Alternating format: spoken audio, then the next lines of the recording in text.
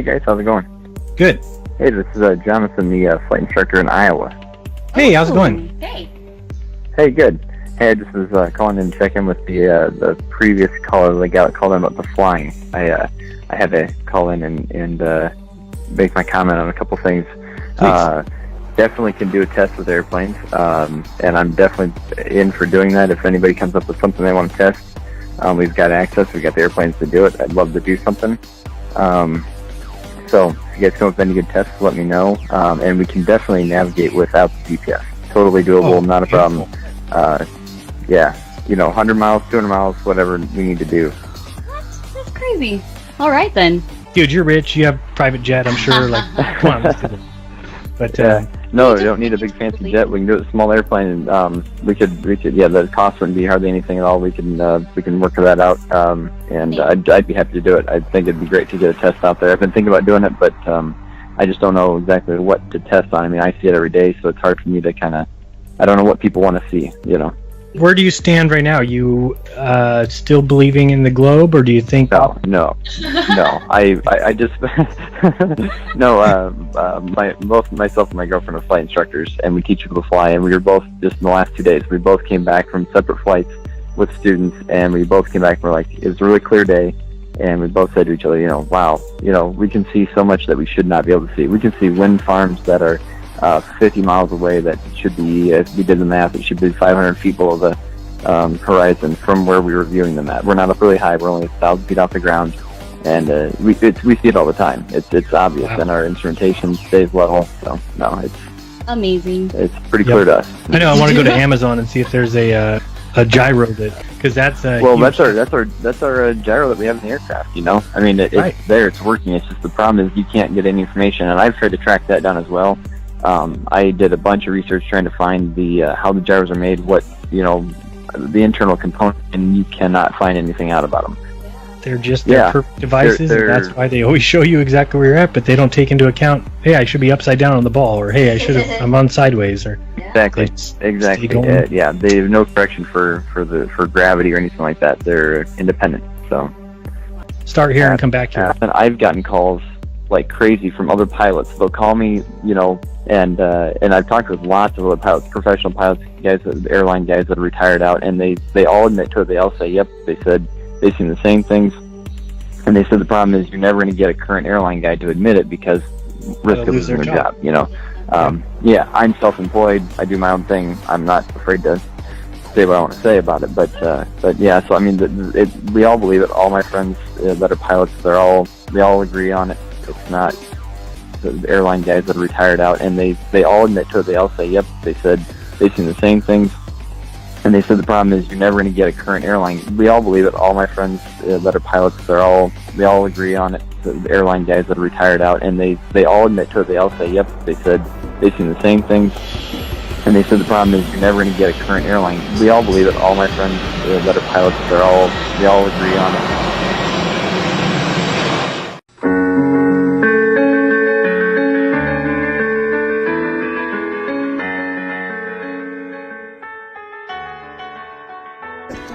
Y luego, además, aquí aparece como si fuera, no sé cómo le llamamos a esto, un anexo, un añadido, algo que se cose. Sí, exactamente, un parchecito, que me recuerda a una persona muy especial. Explícate, si la Tierra desde las alturas se ve... plana y estacionaria, se ve. ¿Plana? ¿Sí? ¿Y no tiene algo de achatamiento? ¿No se ve no? Eso es cuando ya nos vamos a la órbita, ¿no? La curvatura se ve cuando la cámara es de ojo de pez, como la que llevaba el que se tiró de Red Bull. Sí. Ahí sí que ves la curvatura, pero si la cámara es una cámara normal, se ve todo recto. ¿A cuántos permiten volar el máximo de altura? Normalmente volamos a lo máximo, el techo del avión es 41.000 pies, que son 12 kilómetros 800 metros o algo así. Sí. Pero normalmente volamos a 35, 37, que son altura no se ve 10... La curvatura. No, hombre, no, según... a ver, yo he volado con el Lear a 47.000 pies, con el Lear del jet privado, que son unos 13 kilómetros 600 o algo así, y tampoco. ¿Tierra plana? Sí, ¿por qué? Porque al margen de la forma geométrica de la Tierra, que puede ser un geoide, un globito o efectivamente plana y estacionaria, la tendencia de la Tierra plana es buscador de la verdad.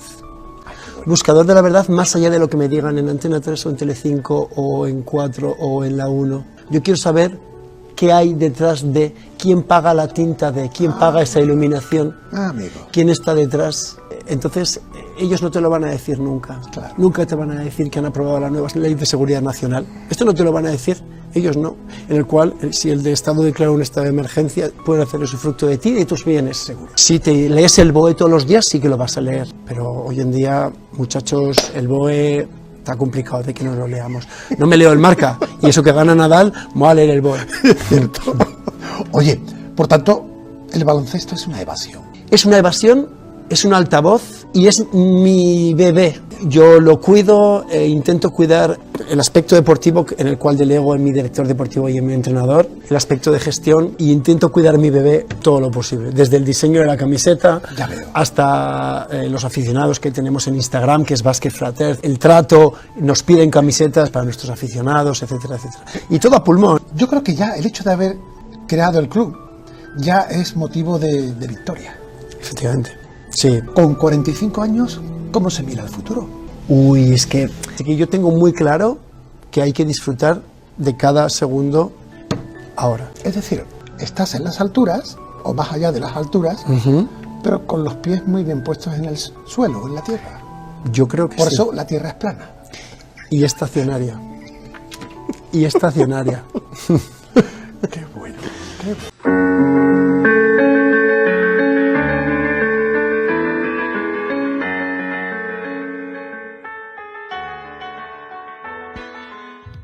Been a military brat all my life. However, I've been in the industry of aviation for the last 21 years. And I became an FE somewhere around 15 or 16 when I really started looking at conspiracies. I looked into Benghazi because I happen to work on government contracts abroad, overseas. But I've been in aviation for 21 years. Anything from helicopters to aerostats to big birds, little birds, fighter jets, things with engines, no engines, big blades, little blades, compressor blades, which, by the way, that one's not a hoax. Jets do not run only on compressed air. Contrary to popular belief, it takes compressed air in a blended ratio of air to fuel to drive the now heated gas and rotate the compressor blades. This has been a topic of discussion between FE and, not everything's a hoax. Coriolis effect. With that ties into, obviously with no spin, around the axis points that they say exist at 23.4 conveniently, 66 off the 90 degrees, right? Everything ties into 666 with NASA and all the BS scientists. Our aircraft have things called ADIs, attitude direction indicator, which gives correlation between the aircraft housing or the shell around the gyro itself. The ADI is nothing more than a gyro that will always reference level. I don't care what any pilot says. I don't care what any mechanic tells you. There's a reason that pilots have one book called a Pilot Operating Handbook, and there's every other book, right? From structures to avionics to wiring diagrams to the actual components that make up these systems. That is a standalone system. The ADI does not lie. I don't care how cold it is, how high you are, and some of these guys are pretty damn high. It doesn't matter where you're going. It doesn't matter where you've been. It doesn't matter where you are over the realm itself. As far as ADIs, in every aircraft, it references the level horizon or references sea level always. There's no way that you can convince somebody of sound mind that if you take off from New York and immediately flip upside down, now your housing or your ADI is referencing upside down to you because you're upside down. It's right side up. It cannot deviate off level. It doesn't matter how much fuel you got in your tanks. It doesn't matter if you're a helicopter or an aerostat or a fighter jet. That gauge will always reference level. It has to, because otherwise it would be a poor reference. And if you could manipulate it, why would you even have it in the airplane or your aircraft? But if you go and take off 2 miles away, do a barrel roll, you're now flying upside down. At what point does that gauge show you back right side up? A half a hemisphere away? Is that what we're led to believe? Is that what we're supposed to believe? At what point does it right itself? If you never flipped back over and continue flying level. You see what I'm saying? It's ridiculous. It's ludicrous to think that that thing compensates for curvature in straight and level flight.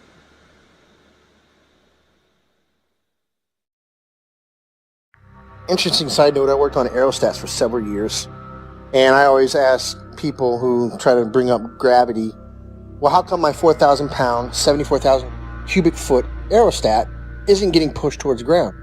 It weighs more than you do, which you believe gravity is pushing you down, right? Because these are some dense ass people. But how come the aerostat's not getting driven into the ground? It weighs more. It's definitely larger than the size of a house. It's more than size of most houses. So why isn't it getting driven to the ground?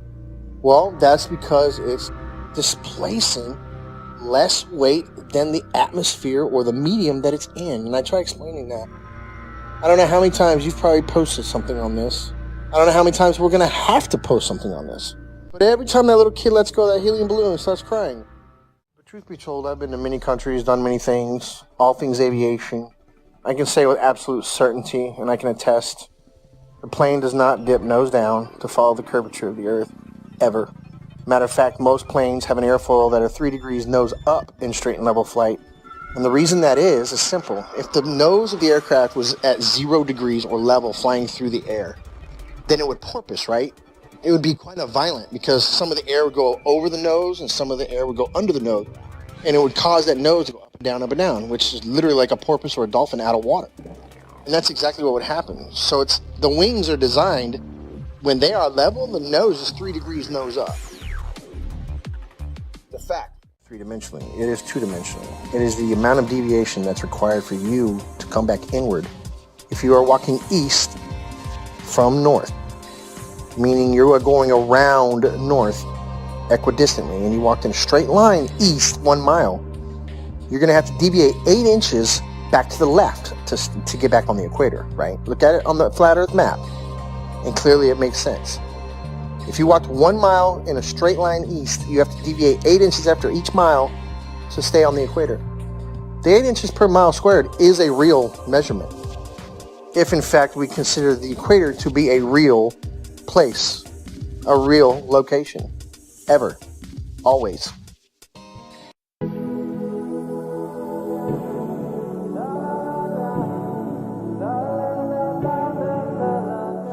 Is the Earth flat or spherical? It is flat. The Earth is flat or no? I know it's flat. You know it's flat? How long have you been flying for, you said? Over 30 years. My name is William Andres Lozada. I am a commercial pilot. I make videos for the internet, and this is one of the questions they most ask me on social media. Watch this video until the end to know the opinion of a commercial pilot about the flat Earth theory. Today from beautiful Puerto Buenaventura, a city on the Pacific, I share my thoughts. I always questioned many things in life and always wanted to go beyond. I believe in the saying that goes like this: a lie repeated 1,000 times becomes reality. That's why I decided to hear the opinions and thoughts of millions on people who have interesting theories about flat Earth. Even if you don't believe it, there are millions of people who do. Why is that the famous image of the blue marble has so many modifications in graphic design? Why don't they just take a photograph of the entire Earth from a satellite or something that is in space? Take a photo that shows how it really is. Why do they have to make corrections, graphic designs and CGI? The aircraft I fly can fly up to 25,000 feet altitude. I never saw any curve from up there. Also, as a passenger, I fly at more than 35,000 feet altitude and I don't see any curve either. During the cruising phase I fly straight and level. I never dip down the nose of the aircraft to adjust for the curvature of the Earth. That's it. Okay? Here, never making any correction. Straight and level. The horizon always straight and level. Dipping the nose is not required at all.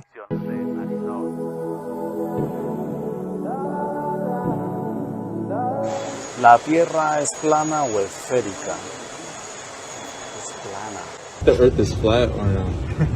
I know it's flat. You know it's flat? How long have you been flying for, you said? Over 30 years. Soy William Andrés Lozada, piloto comercial, hago videos para internet y esta es una de las preguntas que más me hacen en redes sociales. Quédense al final para ver la opinión de un piloto comercial acerca de la teoría de la Tierra plana. Hoy desde el bonito puerto de Buenaventura, una ciudad del Pacífico, he traído un pensamiento y es que siempre me he cuestionado muchas cosas en la vida y siempre he querido ir un poco más allá. Pues yo soy fiel a la frase que una mentira repetida 1000 veces se vuelve una verdad. Por eso he decidido escuchar las voces y pensamientos de millones de personas que tienen teorías interesantes acerca de la Tierra plana. Y aunque ustedes no lo crean, son millones de personas. ¿Por qué la famosa fotografía Blue Marble o la canica azul? ¿Por qué tiene correcciones de diseño gráfico? O sea, ¿por qué simplemente no le toman una fotografía desde un satélite o desde algo que haya ido al espacio, le toman una foto y nos la muestran? ¿Por qué tienen que hacerle correcciones de diseñadores gráficos o por computador? El avión que yo vuelo puede volar hasta 25.000 pies de altitud y yo nunca he visto la redondez de la Tierra desde ahí. Y también he estado como pasajero a más de 35.000 pies y tampoco he visto la redondez de la Tierra desde ahí. Cuando voy en fase de crucero, que voy recto y nivelado, nunca he tenido que corregir bajando el morro del avión para seguir la curvatura de la Tierra. ¿Esto por qué? Ok.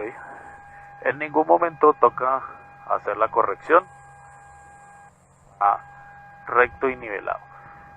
El horizonte en todo momento está recto y nivelado. Así, no toca hacer correcciones de nariz abajo.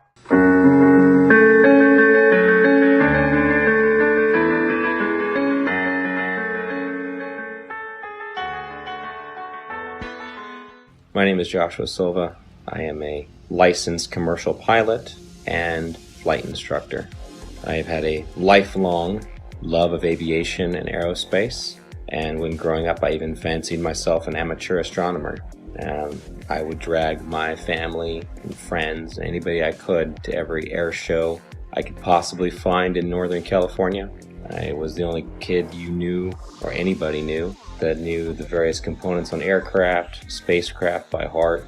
I absolutely loved anything to do with flying or space. But my love of aviation and aerospace never stopped. I continued studying, had an entire library full of aviation books of various military and civilian aircraft, military history, every aviation campaign and theater in almost any war. I studied religiously, and it was just out of pure passion.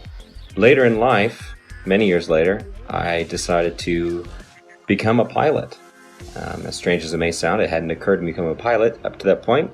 I just simply loved aviation and aerospace, but I decided to become a pilot, and I began attending a prestigious flight academy in the Midwest and attending university at the same time, and to gain a degree in aeronautics and aerospace.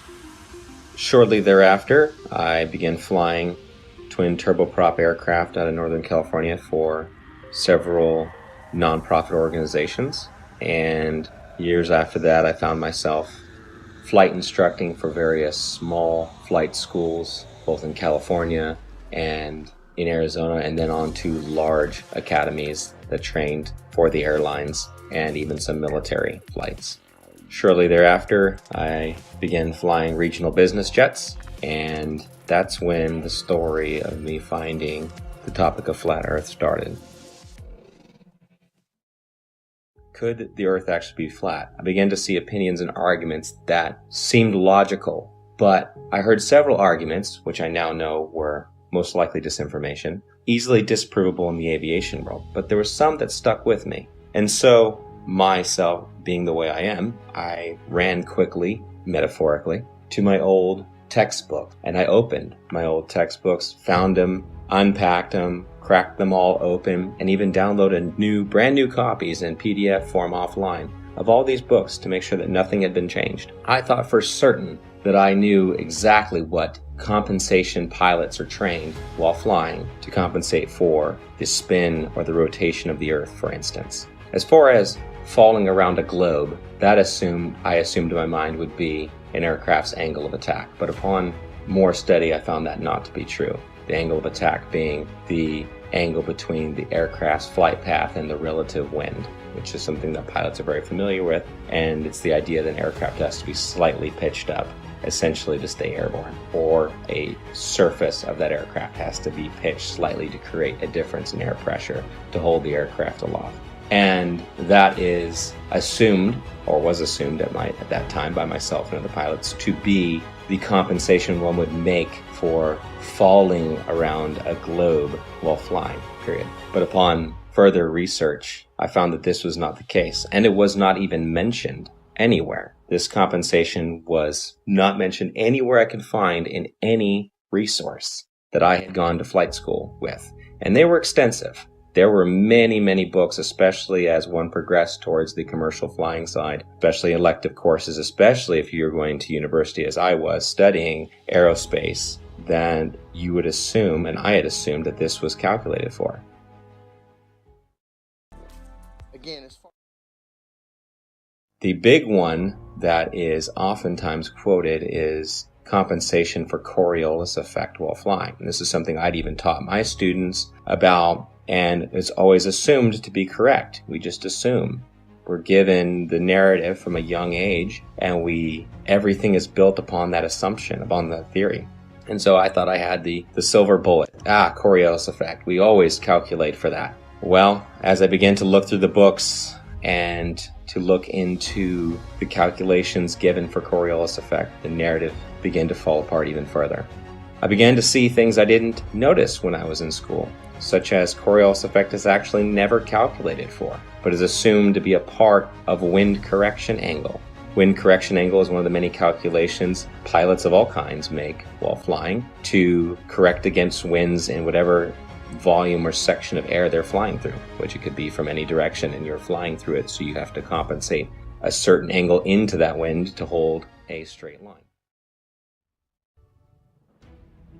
And then the big one is given after that. Well, GPS auto corrects for it. And that sent me down yet another path. GPS auto corrects for it. If it's a satellite-based system, how is it correcting for spin if it's also spinning over the same body? And why are there large gaps in GPS coverage over large oceanic bodies? Do they just turn them off? It's just not worthwhile? There have been enough aviation accidents at sea, very far from shore, that would say otherwise. And if you gave the American taxpayers, the ones funding these satellites that are supposed to track aircraft, the information that, well, we're just shutting them off because it's not worthwhile, those 3 or 4 jets full of hundreds of passengers just have to use other navigation methods such as dead reckoning, which is basically using a stopwatch and guessing to the next checkpoint, essentially. If you were to tell them that, they would be infuriated. So that could not be the case. Coverage was a problem. Even over large and non-densely populated areas, you would lose GPS coverage, even in jets at times. So this began to unravel the thread of satellites and satellite timing, and the fact that many reels of footage show these satellites being launched by balloon rather than by rockets. How the concept of these rockets doesn't even work to make it past the atmosphere, much less leave something in perfect geosynchronous orbit. I actually had the privilege of working a short time at a satellite manufacturing company in Northern California. Got to see the assembly and participate in the assembly of satellites, space-based satellites, or so they are said. There would be small bottles encased in these structures that were encased by another structure. The small bottles were the fuel cells. These fuel cells were incredibly small, smaller than a diver's tank in most cases, much smaller. And this was supposed to be all the fuel that the craft needed to run and operate, as most are not actually electric, they're becoming electric now, and sustain itself in a perfect orbit by just small bursts from its engine or its propulsion system.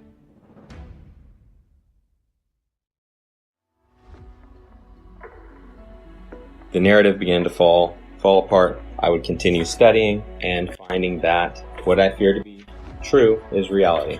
That we have been lied to about just about everything. Upon researching military history and then military training and speaking with military gunners in both the Army and the Marine Corps that I know personally, I would ask them about Coriolis effect. And it was always assumed that, yeah, we compensate for the Earth being, a curve, that it would drop. We calculate for the Earth curvature. But even upon asking and having them look into their materials further and my own personal study, again, it found to be an assumed truth with no actual basis in reality, that they would calculate bullet fall based upon angular velocity, drop, friction, amongst other things. And curvature was supposed to be just corrected along with it, just like flying, wind correction angle corrected for Coriolis effect.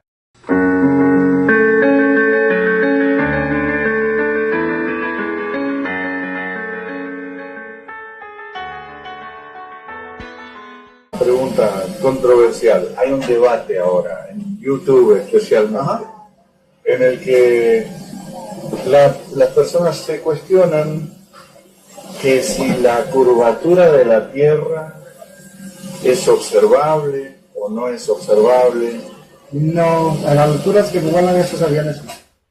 Usted no va haciendo ningún ajuste, va como si fuera parejito, sobre terreno. No, pero sí tiene unos 2 grados más alto que normal, depende de lo que del peso del avión.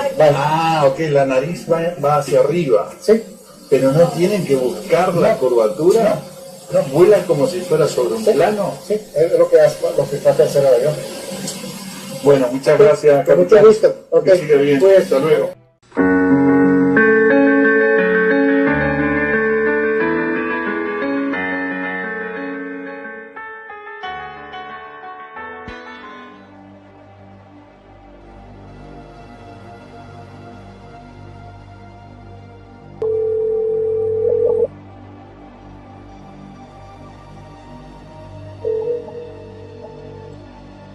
Good afternoon. Hey John, how are you? Pretty good, sir. How's everything there? Everything's good, can't complain. It's kind of windy out. Looks like it's going to rain. But anyhow, I've been hit with these, questions regarding the flat Earth. People trying to get information out of me, and I'm not too familiar with the subject. Can you help me out? Yes, sir. Copy that. I'll give you a couple of relatively quick examples that you can also research and elaborate as well. Number one, I'm a pilot, and when I used to fly out of Long Island towards Nantucket, bottom line here is they're going to give you some type of formula for every 100 miles. They're going to give you some type of XYZ per kilometer squared.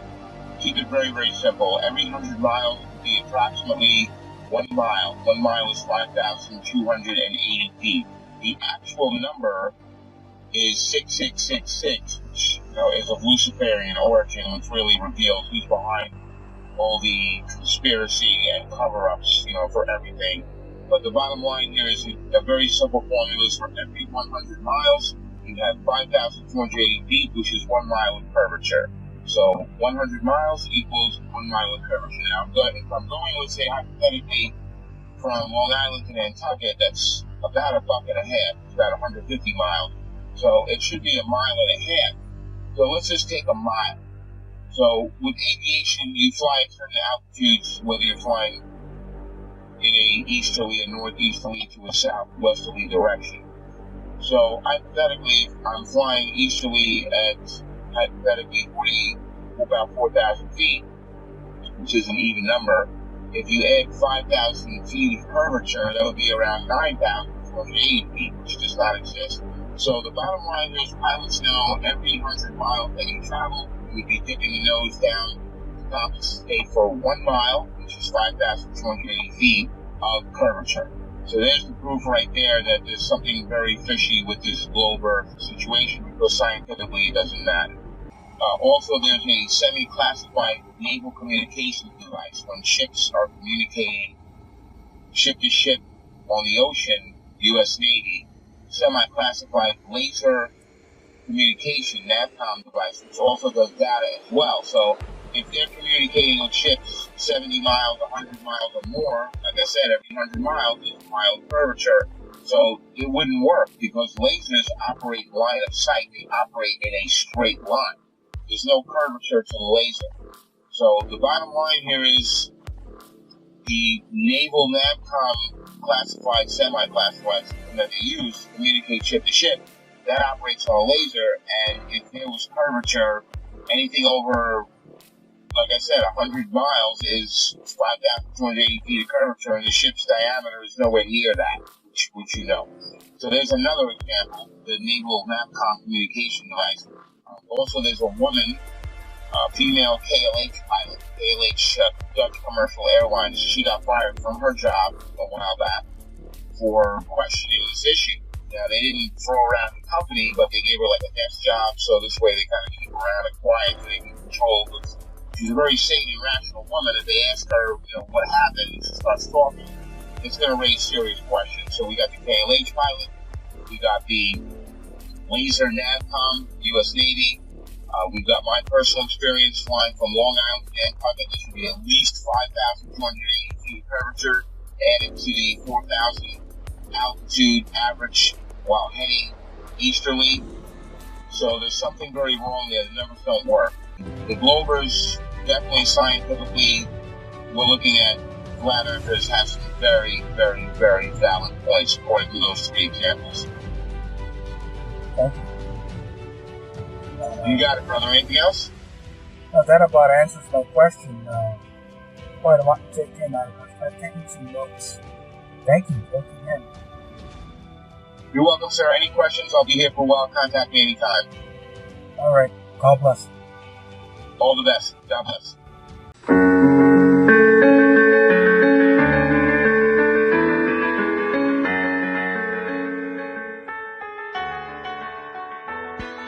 How did you first get into Flat Earth?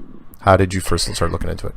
Yeah, well, actually, I was just since 2003. I was looking into the business because my son, he's now 13. He got very ill from the. He had a how do you call it? Brain. Like injury. Yep, sure. So that's how I got, onto the internet at 2003, and I was reading about a lot and figuring things out. How long have you been in the airline industry? Actually, I got my license in '91. So I've been with the company that I'm at now, which is actually the best in Holland. There are not so many, but they're a very good company, and I'm with them for 22 years now. Yeah. And then started going down conspiracies, saw a couple things that had to do with flat Earth and gyroscopes, and thought, this is sort of interesting. Yeah. So did you start poking around inside your company? Did you were there that's what I did. Friends of yours? Yeah, so I was just, because, there are lots of things that we are taught about, the spinning Earth.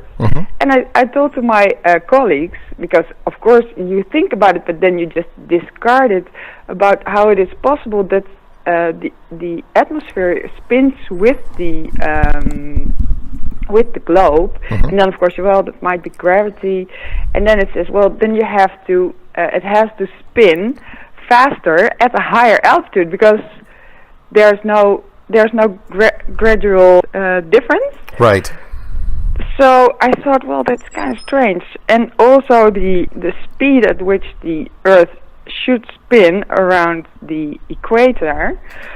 I thought, that's almost the speed of sound, so that's kind of strange. And then also when you fly, let's say, from Johannesburg to Amsterdam, we don't have to account for the difference, and also not because it spins then at a different rate, and it doesn't also, we don't also have to account for the difference in altitude that it spins. So I thought, this is so strange.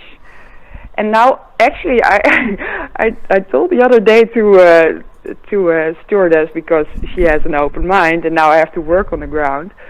I said, actually, I'm a little bit ashamed of, believing all this shit. And I should have, questioned before, because my IQ isn't actually good enough to, question how does a gyroscope work actually, because it does not, measure the gravity. Everybody in the flat Earth community has had to relearn a lot of scientific premises just so we could catch up and then tear it down.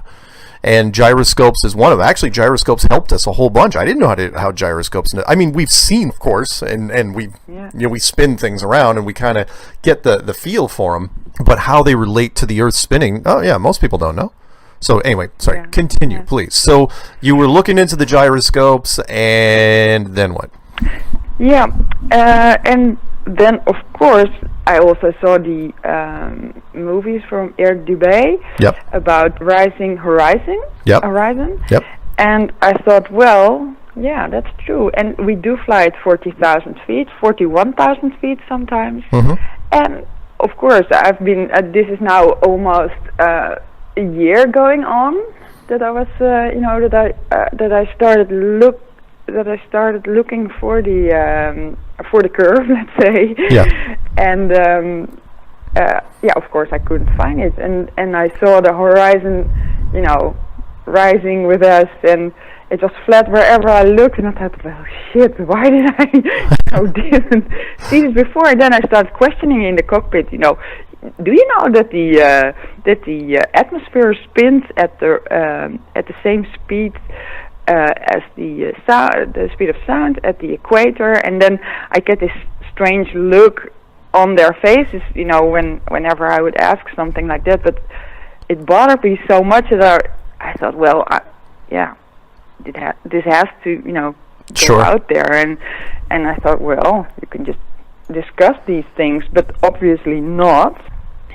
We were with the three of us in the cockpit, and the captain, he was in training, and the instructor was on the jump seat. And we had a night stop in Zurich, and the last day that we actually flew from Zurich to Amsterdam, they said, well, did you actually mean those things that you said about flat Earth and everything? I said, yes, I do. And they say, well, we think you are retarded. And they didn't actually say that, did they? Yeah, they did. Oh, wow. Okay. Okay.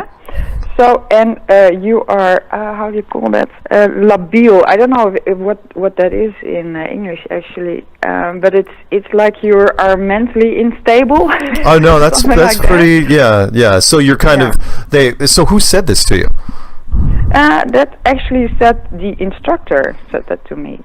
He said, really? Well, actually, yeah, because I did not go out to dinner with them because I could already, sense that there was no match between the three of us. Right. So I did not go out with dinner with them at the night stop. And he said, well, we had a discussion between the two of us about you, and we think you are, retarded, but then the Dutch word for that, and mentally unstable. So I said, well, if you think like that, and we only had like 20 minutes left or so, I suggest that you come sit in my seat, because I knew he was, an instructor, and he could sit in both seats, because you're, as an instructor, you need to be able to, sit in both seats. So I said, well, you better sit here, because I'm not going to fly any longer with you guys. So what happened? Oh, I'm sorry. Go ahead. Yeah. So they landed, and I sit in the jump seat.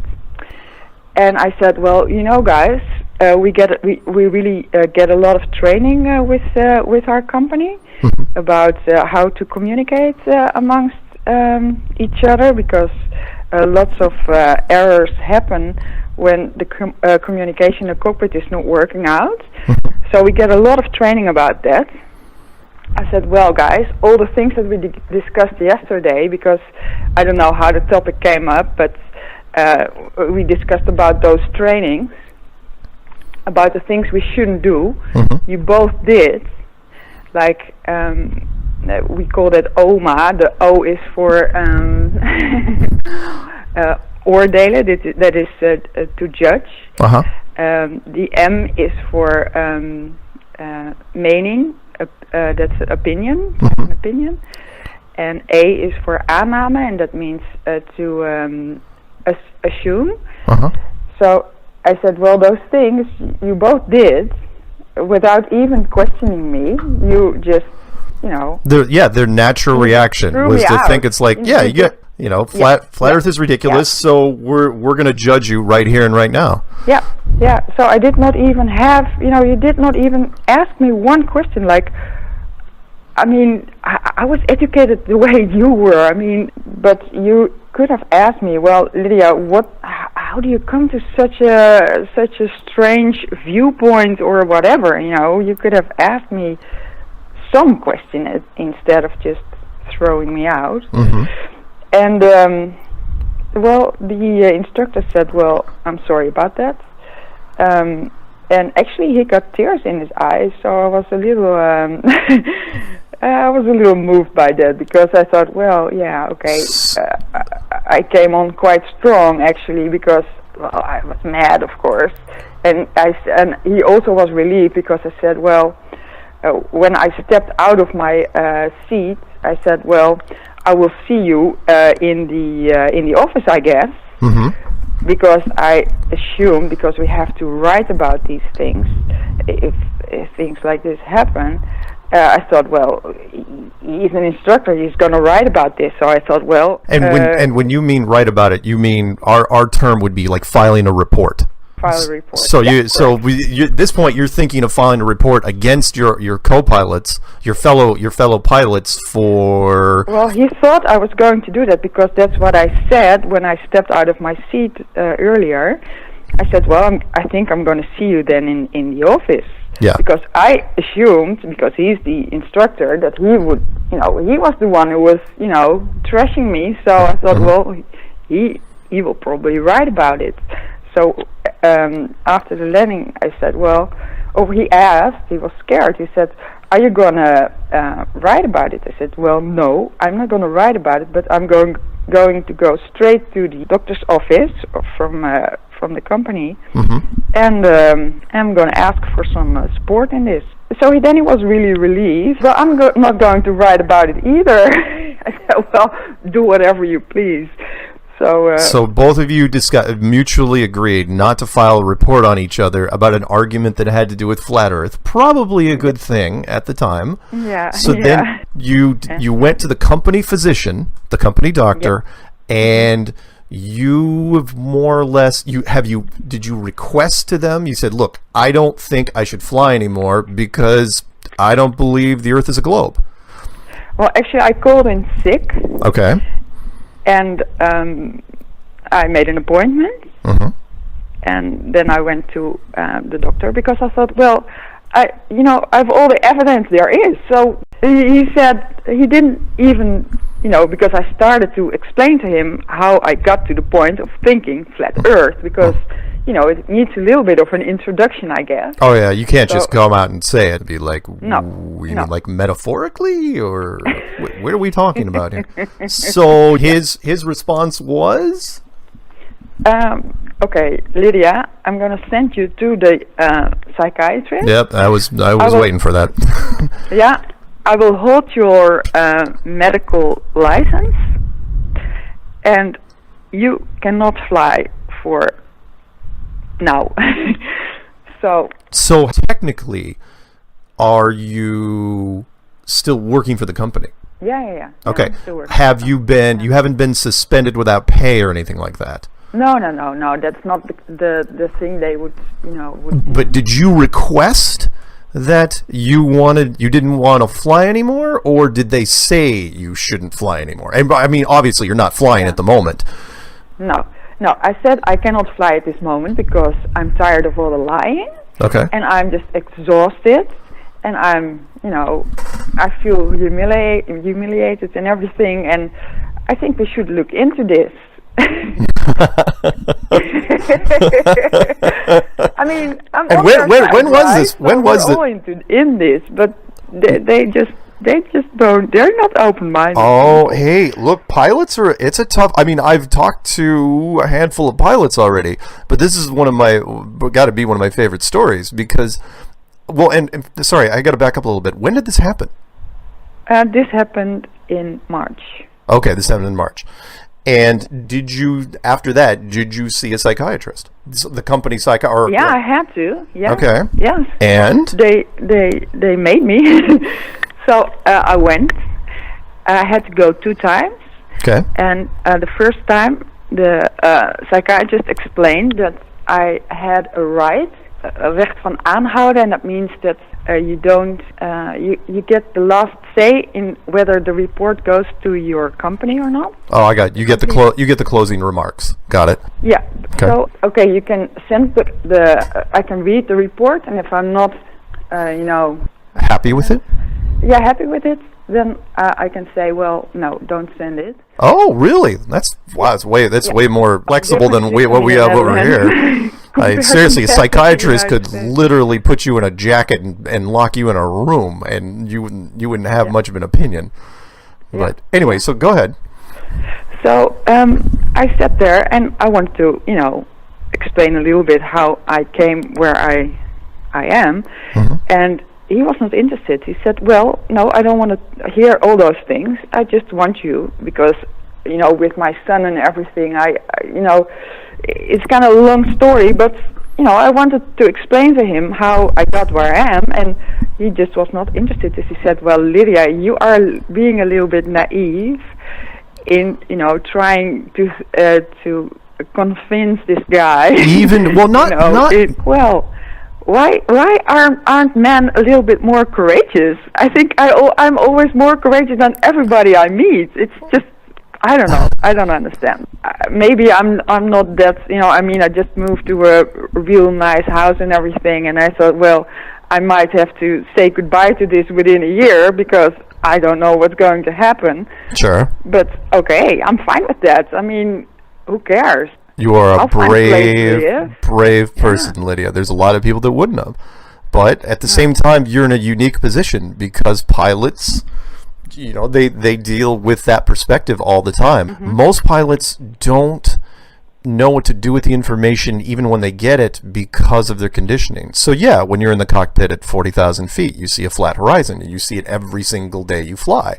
But there's this weird conflict that happens. It's like, well, it's a globe because I'm told it's a globe, but I only see flat. So you know what? I'm just going to land the plane and try to live my life as quickly as possible. Yeah, that's correct. Yeah. Yeah. So you went to the psychiatrist a couple times. Did you like the report he wrote, or did you not? Well, the second time that I went, he said, "Well, Lydia, you don't even have to start talking because I'm not interested. I think you know where this is going." I said, "Well, yeah." He said, "Well, I will. I think it's called delusional or something like that in English. We have another name for that in Dutch." So I said, "Well, okay." I said, "You didn't even have a glance at anything I'm here for," and nope. He said, "Well, nope. I am aware of conspiracy theories," he said, and he said that chuckling, so he was laughing, and I thought, okay, well, whatever. So I was actually pissed, and I went home, and while I was in the train, because it was a train ride of about 2 hours, I thought, you know what, I'm not gonna even wait for the report, because what's going to be in there? Nothing that I need to know. Right. So I emailed him right away when I got home. I said, well, dear Mr. Huppeldepup, I don't need your report. Don't even bother writing it, because I'm gonna, You're gonna veto it, basically. So then what? So you go back to work? So at that point? No, because they have my medical license, on hold or whatever. So technically, you're on medical. We call it medical leave. So you're currently at that time you were on the ground, not getting up in a plane again because they said there's a medical issue. Yeah, correct. Okay. That's still the case, and now I'm working on the ground because they say, well, okay, you cannot go into the cockpit, but I think you can do some other work. Oh, you should not. Can you just cut that one out because I don't want the company name. Got it. I will not say your company name. I'll cut that little part out. Yeah. So they grounded you, but they didn't want to fire you. Yeah, that's not the way they go about. You know, they just don't fire you like that. I mean. So you haven't flown since March. Correct. Do you have any anticipation that you will be flying? I don't think so. Now, is that a voluntary thing? Have you been pushing it, or are you like happy with your desk job and you're like, I'll just take the desk job for now? Well, you know, I found a job where I can meet all kinds of people, but colleagues, and they asked me, why are you not flying? So now I have an opportunity to say, well, I have different beliefs than most people, you know. So actually, I'm figuring things out, and actually, I want to wear T-shirts, you know, with a flat shirt on it, and just to go to my ground job and spread the word. Just spread the word. You are one of the bravest people I have ever met. I mean that. That's amazing. So now, because you're grounded, you're now doing the ground jobs in the airline industry.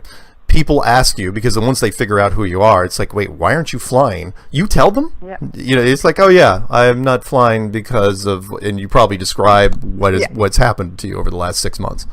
Well, I've just started like 4 weeks ago. And I only have to come in 2 times a week because I work 50%, so I don't have to go there very often. Yeah. So I just wanted to meet my colleagues there, and you know, get to know them. But I just started. So the last time I was there, I said that I believed that, and that the moon landings were fake. And actually, there are 2 other pilots also, which have some issue why they have to work on the ground because there's something medical, and they laughed at me. Oh, I can imagine they would laugh at you. Yeah. Well, I've got to ask you some pointed questions here.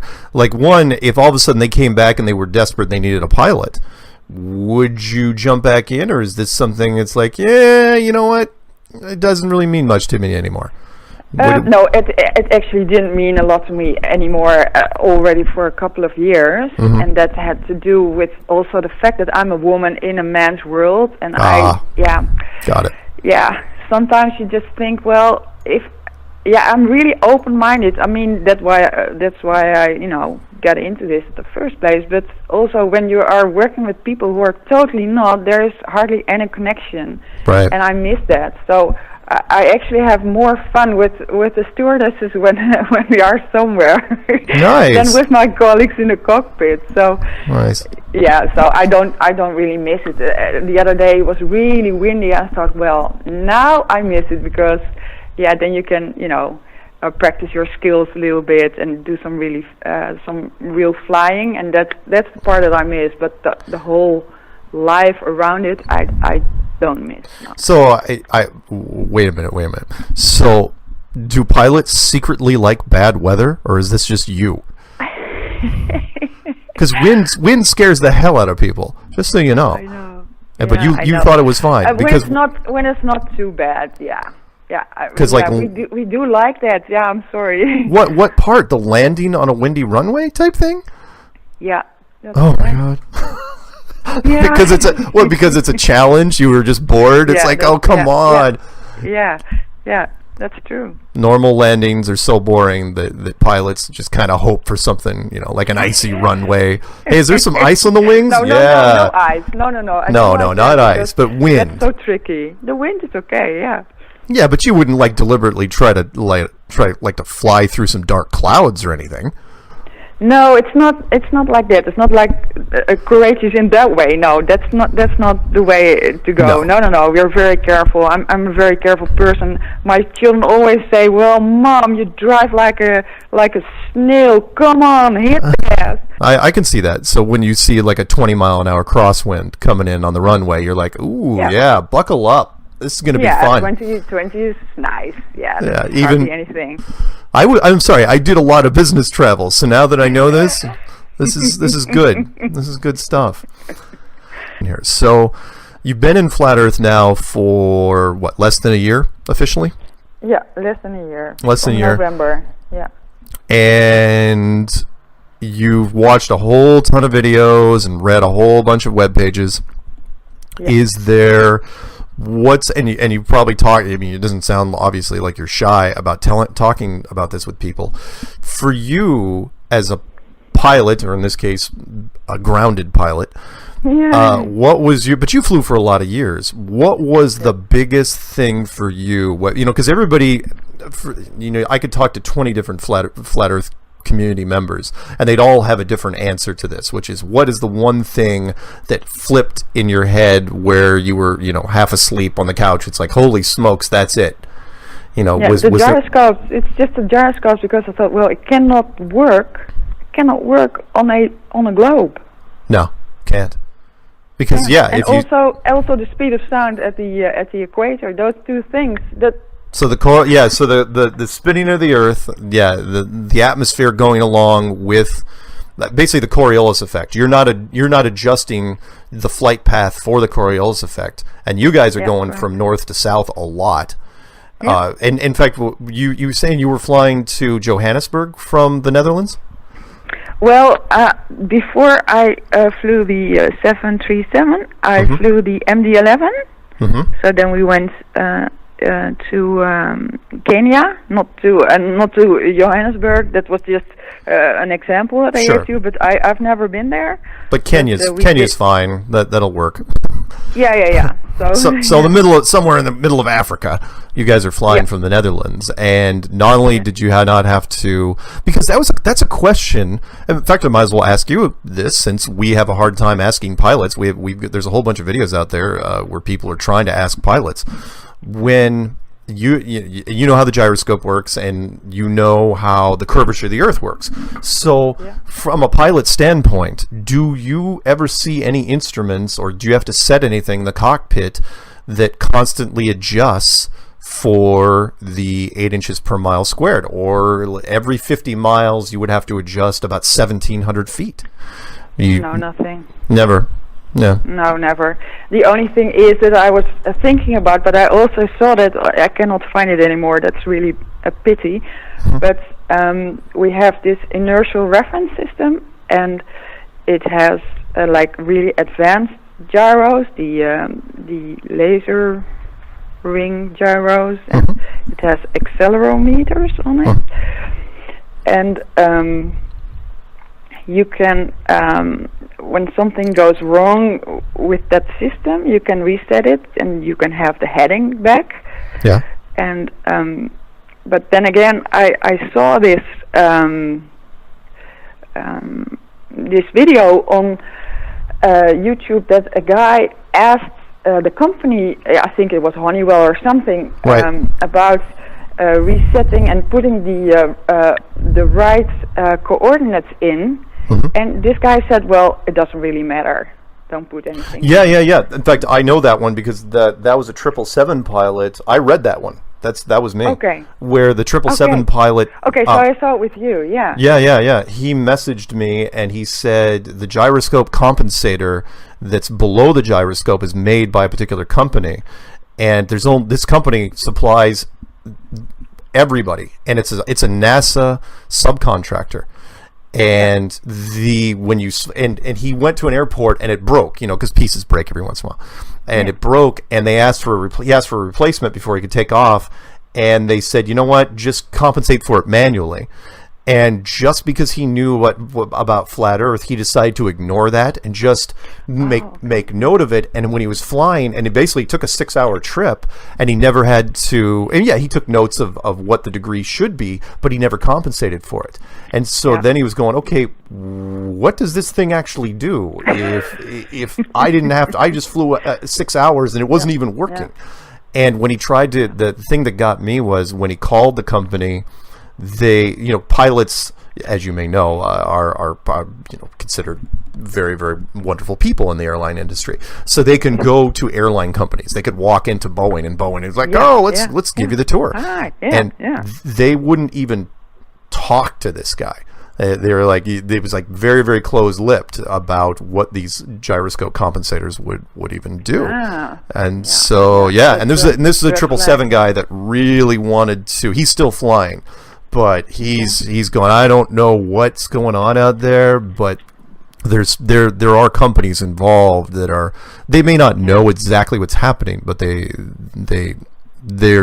up to no good. Let's put it that way. Yeah. Wow. So let me ask you a couple of other quick questions, and then you can ask whatever you want.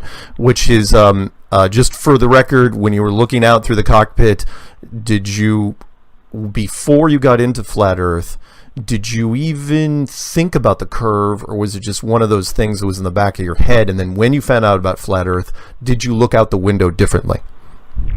Actually, I never thought about the curve. Never. Maybe that's strange, but I really no. did. Why would you, right? Yeah, I don't know. Now I think it's strange, but but then when you got into it, when you were looking out the window, did it look completely different to you? It was like, holy smokes! Yeah. Then I saw how flat it was. Couldn't see. We have a saying here. I don't know if it's the same over there, which is you couldn't see the forest for the trees. You know, you just could not. It was like, didn't even occur to you. You looked out that window all the time for 20-something years. Yeah. And then it's like, oh yeah, by the way, you think it's flat out there? You see it's flat? It is flat.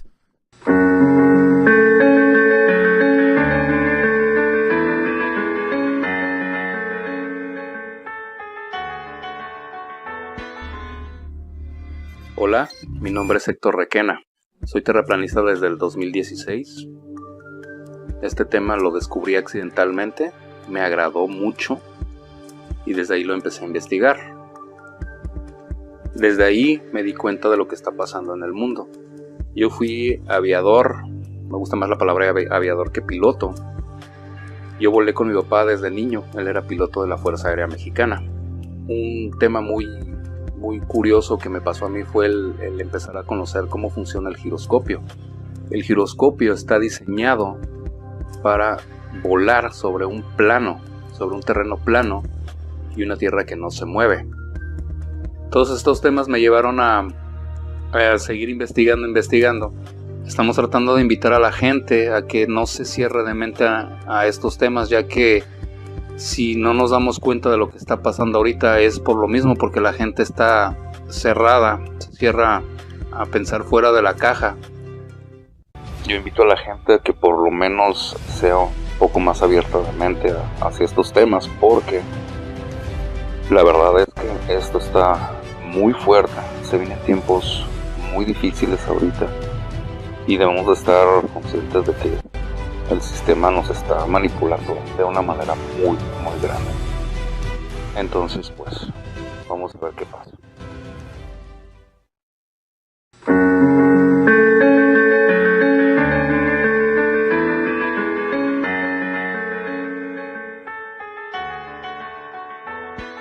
I woke up to the truth of the flat earth, shape of the earth, as an engineer and a pilot.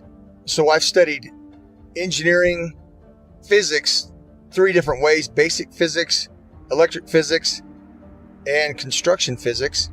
And also as a pilot, as a rotary wing pilot, that is helicopter pilot, I studied aeronautical physics as well.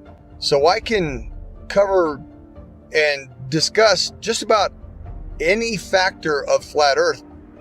Not that I'm any smarter than anybody else, but I've studied quite a bit of factors that analyze shape and motion of just about any object. That's physics, also aeronautical physics, and principles of flight. I can tell you this: airplanes fly straight and level. That's even an aviation term, straight and level. Airplanes will fly for hours at the same altitude, never dipping their nose down to follow the curve of the earth.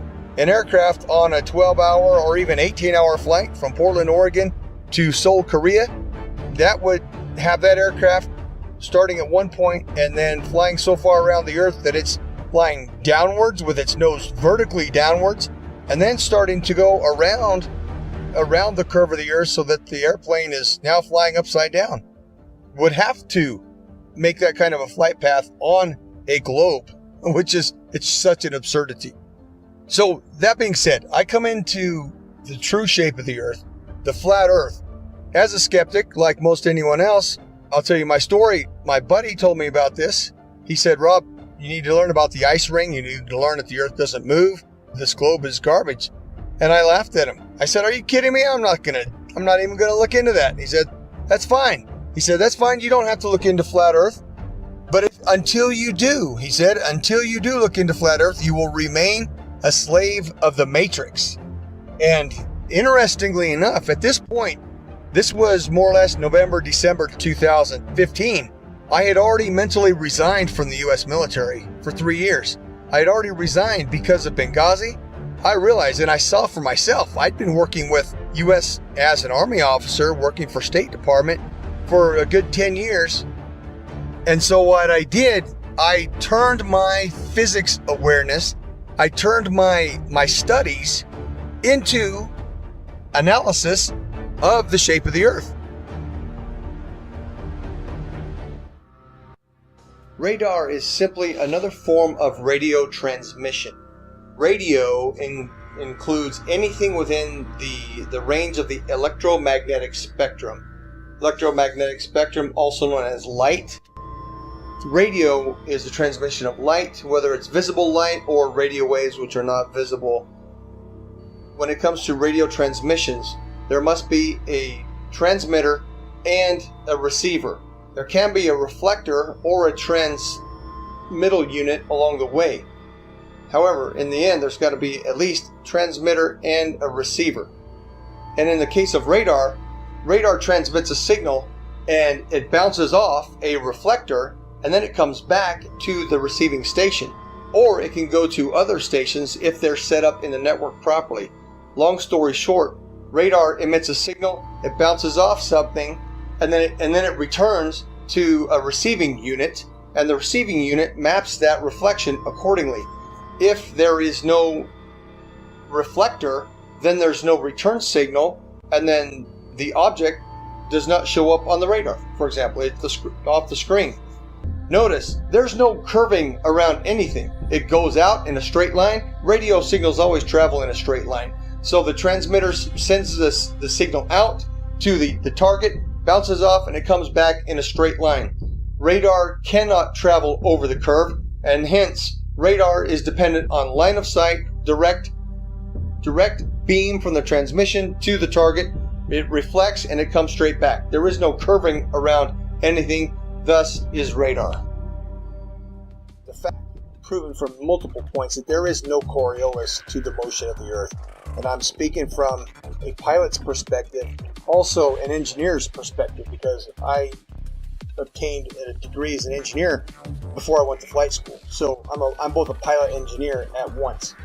So, number one, there is no rotation of the Earth, proven by the fact that a helicopter pilot can hover the aircraft indefinitely, motionless, above a single point of the Earth. If the Earth were spinning, as soon as that aircraft left the ground, the Earth would spin out from under it.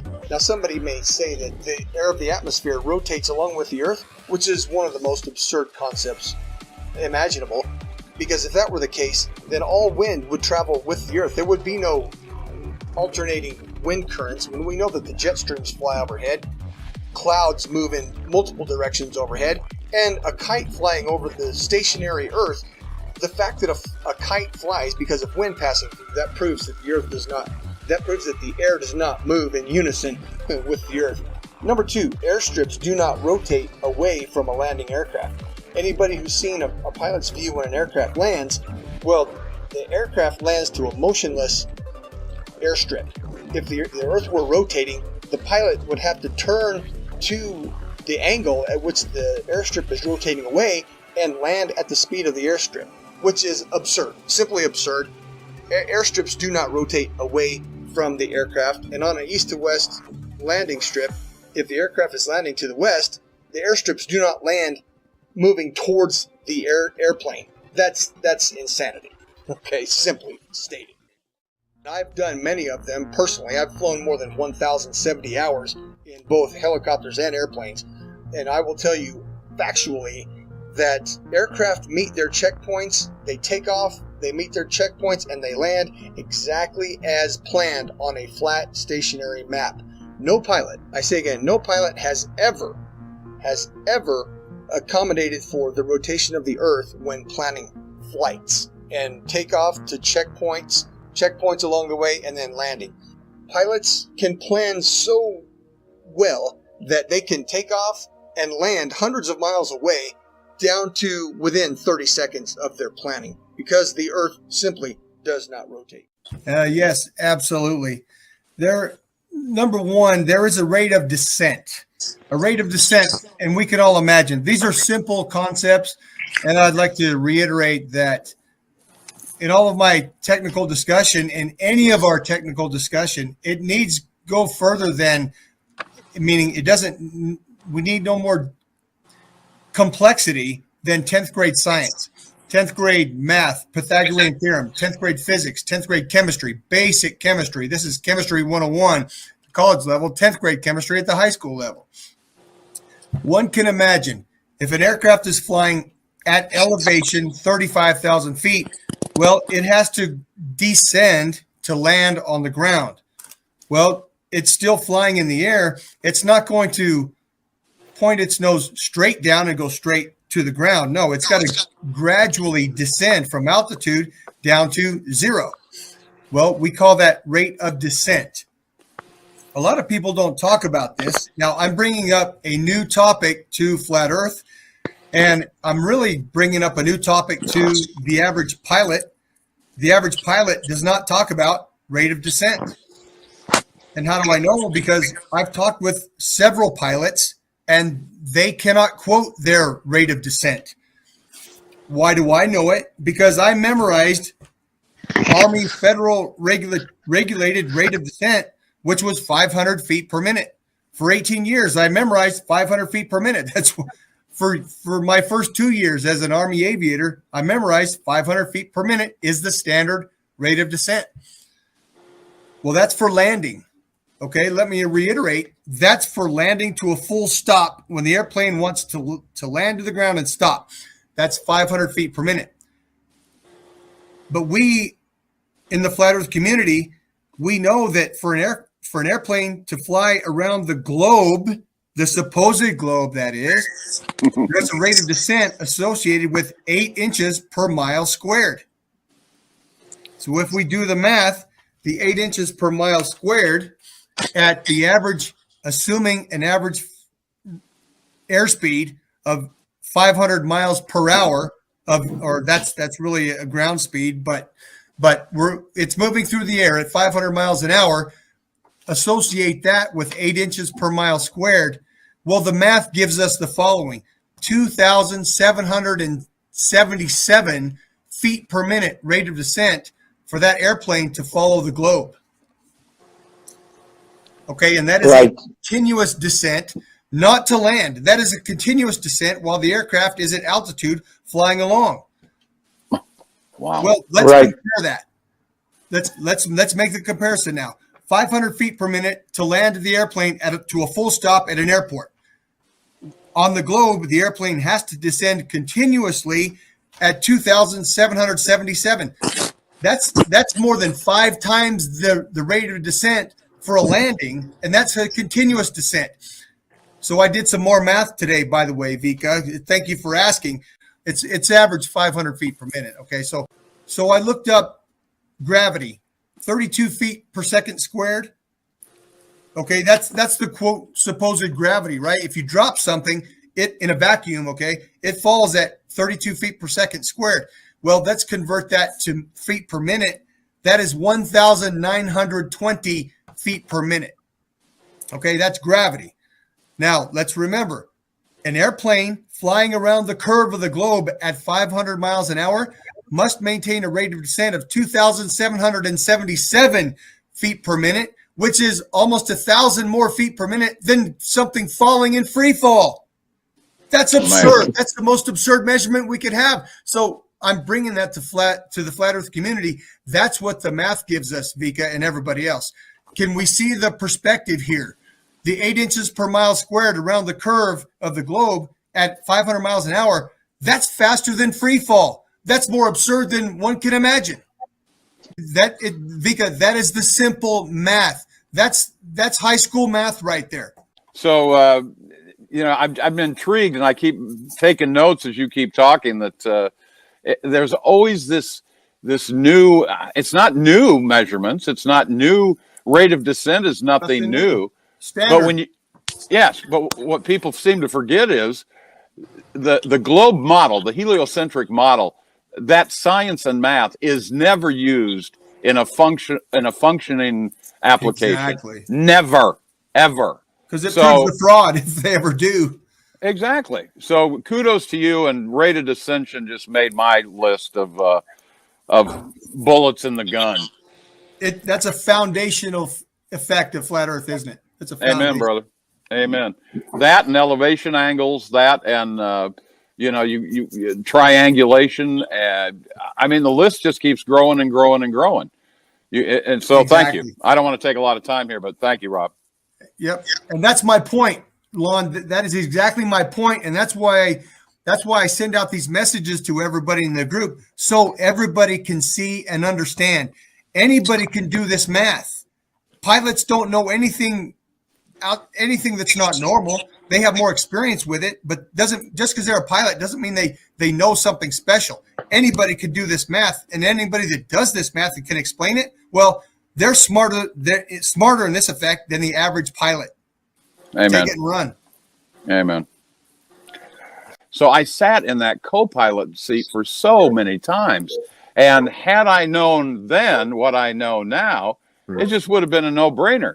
I know you bring a plane up to elevation, to your altitude. It's locked in, and you don't bring it down until your point of destination is arrived at. It's point A to point B. That's it, and there is no curvature. So, all right. I don't know what to add after you guys. I'm so happy to be here. You guys are amazing. You know what I noticed that at 500 miles an hour, you move about 40 miles in 5 minutes, and I don't ever see any chemtrails with any sort of curve much to them. Well and said. they're always straight lines. Yep. So guess what, if you Gene? can follow a plane for 5 minutes, that's a good amount of time. 40 miles is going to show something. Gene, that's a prescient observation. Prescient, not precious, but a prescient, but precious as well. Guess what? My mother pointed that out to me this week. I'm not sure I know what that word means. My own mother pointed that out, so that's awesome. I have a couple. The first comment by FE Patriots: at a speed of 500 miles per hour, the plane would fly at just over 8 miles per minute. Therefore, the rate of descent in the first minute from the starting position is just under 50 feet and then increases exponentially. Yeah. 31 miles at the end of the 500 miles of its flight from the starting position. So that averages about 2,800 feet of descent per minute. Wow. There you go. That's exactly my calculation. 2,777 around the globe. Exactly. FE Patriot's pretty good. He's really good. That's all fictitious. Thank you for joining us too, FE. Fictitious. Yep. It's a dreamland. The globe is from fairyland. Dreamland. It's non sequitur. Hola, non sequitur. Yes. And the fact that at no educational level, at zero educational level, is anyone ever taught the Earth curvature equation. You don't get it in preschool. You don't get it in elementary school. You don't get it in middle school. You don't get it in junior high school, university, undergraduate work, postgraduate work, doctoral work. You don't get it. Talk about it. Because it doesn't exist. The flat Earth, the curvature equation was created by people who were looking for the curve. Yes, exactly. But you know what equation they gave us that makes zero sense is E equals MC squared, and you can't apply it. Yeah. You can't apply that to anything in real life. That's to support their myth of the nuclear bombs. That's all that was. Yeah, and gravity. Hocus pocus to cover hocus pocus. That's their magic fairy dust. Reference Fairyland. We all know this quote. Right. I looked up the quote by Tesla on Einstein. Yeah. And I'll just reiterate it here. So, because it was on the subject a couple minutes ago, Einstein's relativity work is a magnificent mathematical garb. This is heliocentrism as well. Right. Magnificent medical garb which fascinates, dazzles, and makes people blind to the underlying errors. The theory is like a beggar clothed in purple whom ignorant people take for a king. Its exponents are brilliant men, but they are metaphysicists rather than scientists. Wow. Well, there it is. Yes. One of my favorite quotes from Tesla. Absolutely a great. They bounce from equation after equation until they get the answer they're trying to. Yes. That's another part of it. Class understands anything.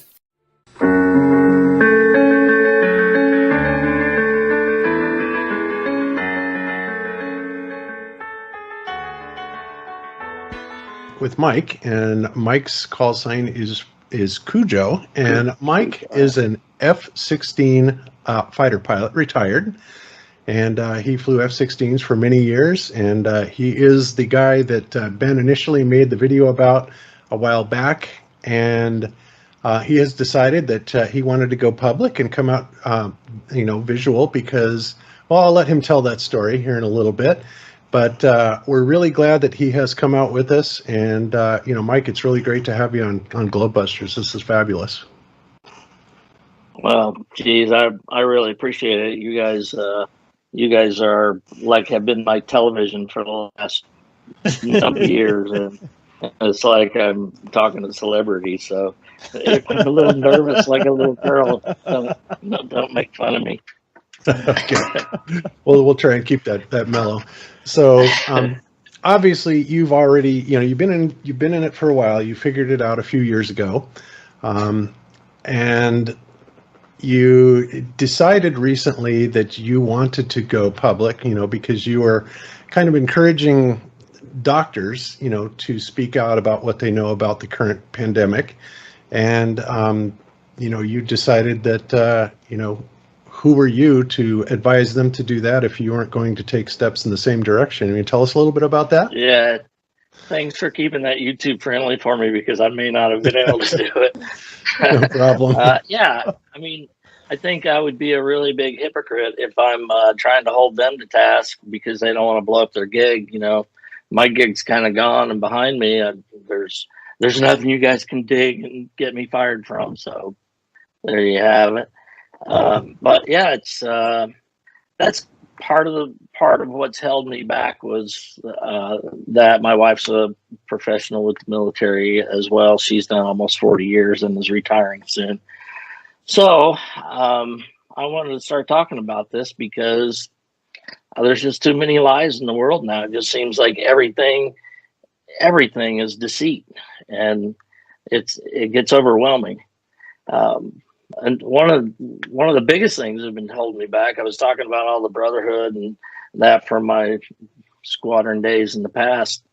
One of the main things that you worry about as a fighter pilot is not dying or anything else. It's looking bad in front of your buds, or getting one of them killed because you didn't do something that you were supposed to do, or there's a lot of I don't know, I can't think of the word now, but you understand what I mean. It's you take that very seriously, and they're like family. You take it exactly right.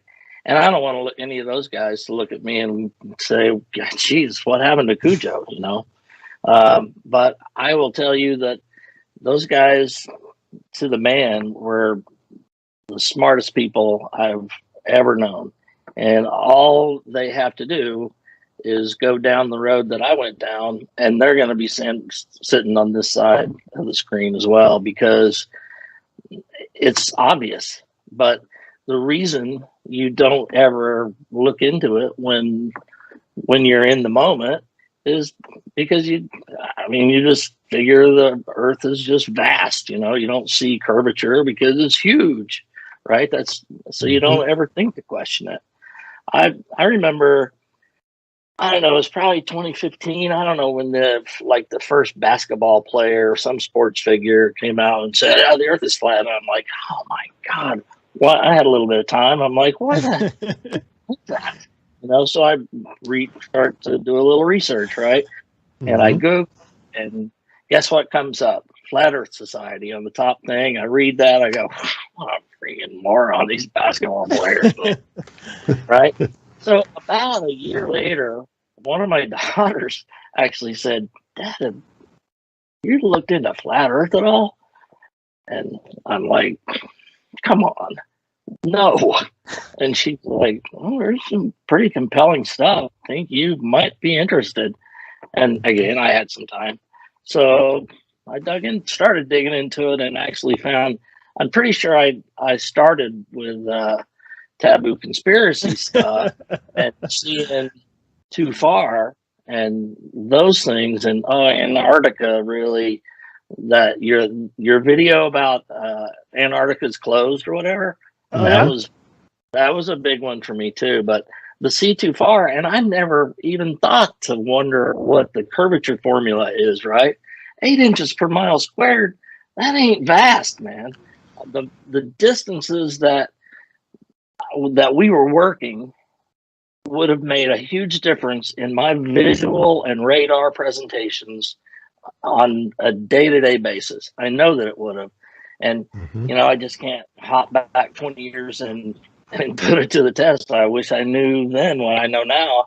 And actually, some of my goals about this is hoping that some young fighter pilot will go, I'm going to check out what that old bastard says, and go out and do what I'm going to describe to you guys in a minute to put it to the test. I hope it happens, but yeah. Well, you guys aren't going to look at this. They're going to Google it and look at Flat Earth Society. Exactly, and that's exactly it. Like We've said that so many times to people, that the Flat Earth Society is the first line that the alphabet agencies have put out there to draw people to them. And of course, then they tell them a story that's utterly absurd. And then the reaction is that people say, this is crazy. They walk away from it. They do exactly what you did. So when they got you to go to the Flat Earth Society and you walked away shaking your head going, these people are nuts. I mean, they did their job, right? So it's cool that your daughter suggested that to you. And it also tells me that, you think a lot about what your daughter thinks. You obviously have a lot of confidence in your daughter. And, I tell you what, man, just to put this out there, I've been so very blessed with all of my children that, haven't been into drugs or any of the crap that a lot of people have to deal with. And, my youngest now is like 32 or 33. You never keep that stuff straight, right? But I'm 60, and it's adult kids. You think your kids are fun when they're at a young age, but adult kids are even more fun. I just love it. And we listen to her, and some of them think I'm maybe a little bit crazy, but most of them are going, maybe true, but I don't care. That sort of thing. That's a common one, that I don't care. I wonder it's common. Yeah. I don't understand it, because for me, it's like, it means everything. I mean, we've been lied to since we were born. To me, it's not, I don't care. That's like, one of those things that we got to tell everybody. I think there's an element of laziness in that statement, right? I don't care because I'm not going to go digging and looking into that. Or, I'll listen to you and laugh, kind of thing. But, my wife is buying into it, and she's been in places. I mean, I am definitely not a whistleblower, because I don't have any more information about this than you do. No fighter pilot does, except maybe the ones that some of my buds that made very high rank, and I'll leave them have a nameless, security clearance for it. Yes. That maybe know some. And there are people in those positions that that have that security clearance, because obviously there are people that must know. They have to know. Yeah. The whole space thing, and I don't know. Those are the things that make it hard for me, you know, Yeah, because I understand. it's obvious that we see too far, and the 8 inches per mile squared thing is crazy. You want me to get into the radar stuff now? And the reason I got into it, or you got some other questions? Yeah, in a minute, I want to cover a couple other things really quick first, then we'll let you kind of go through Before I that. put everybody to sleep. No, not at all. There's a lot of there's a lot of areas. I have to say that Mike showed us his me room. Is that what you called it? Your me room? I love me room. Every fighter pilot has one. So that gives me credibility amongst fighter pilots right there. They know I'm not lying. I really am one because I got a me room. Yeah, and as you can see behind him there, he's got the F-16 things on the wall, and all around him. He showed us earlier all of his, medals and awards and training and squadron information and aircraft. I mean, everything. Wow, what a career you've had! It's absolutely amazing. Would you mind secretly covering I some would of have that? paid them. Would you mind covering some of your education and training? Yeah.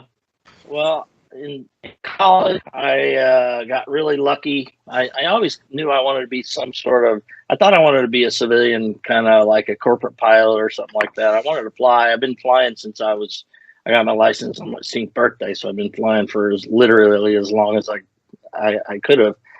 I was blessed with that and at a young age, but,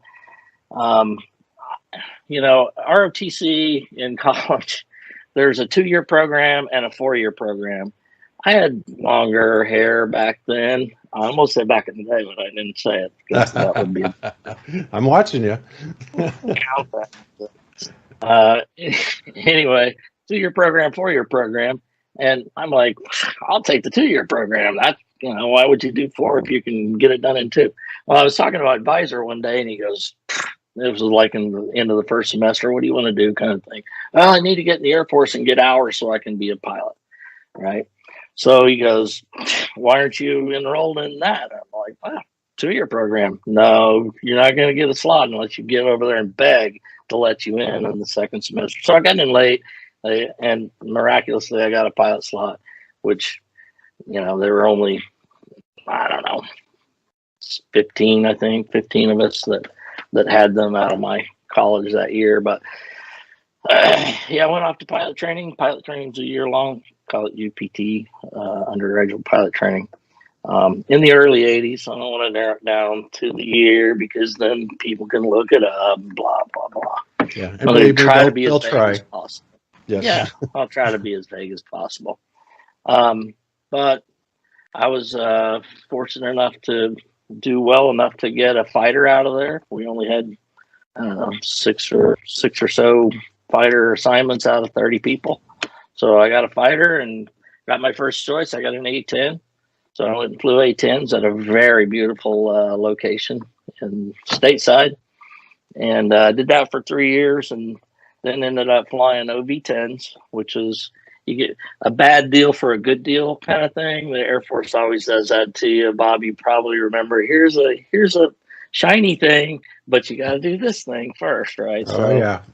I went and did OV-10s, but I loved it. I was a forward air controller, and so close air support was a big thing to me. And I learned so much, even though the top speed on the OV-10 is like the actual airframe speed is 350. But you can get anywhere near that, even straight downhill. But anyway, from there, I got my good deal. I got my F-16 out of there, and I did that for 12 years, mostly in Europe. But one assignment, my last assignment was back here in the States at an exercise facility where I got to fly every block and model of the airplane. It was pretty awesome. Wow, that is incredible. But that's it. And you mentioned you have actually been in combat situations as well. Or can you talk about any of those? I had the opportunity to fly in combat. I have about somewhere in the neighborhood of 400 hours in combat. Had some surface to air missiles shot at me, but it's kind of a funny story where, disciplined, trained fighter pilots, right? And you would, in training, it's always, if a surface to air missile comes up, or simulator or whatever, you're very direct on the radio, like, you know, Cujo 1's defending Sam right 2 o'clock bearing 045, you know. No.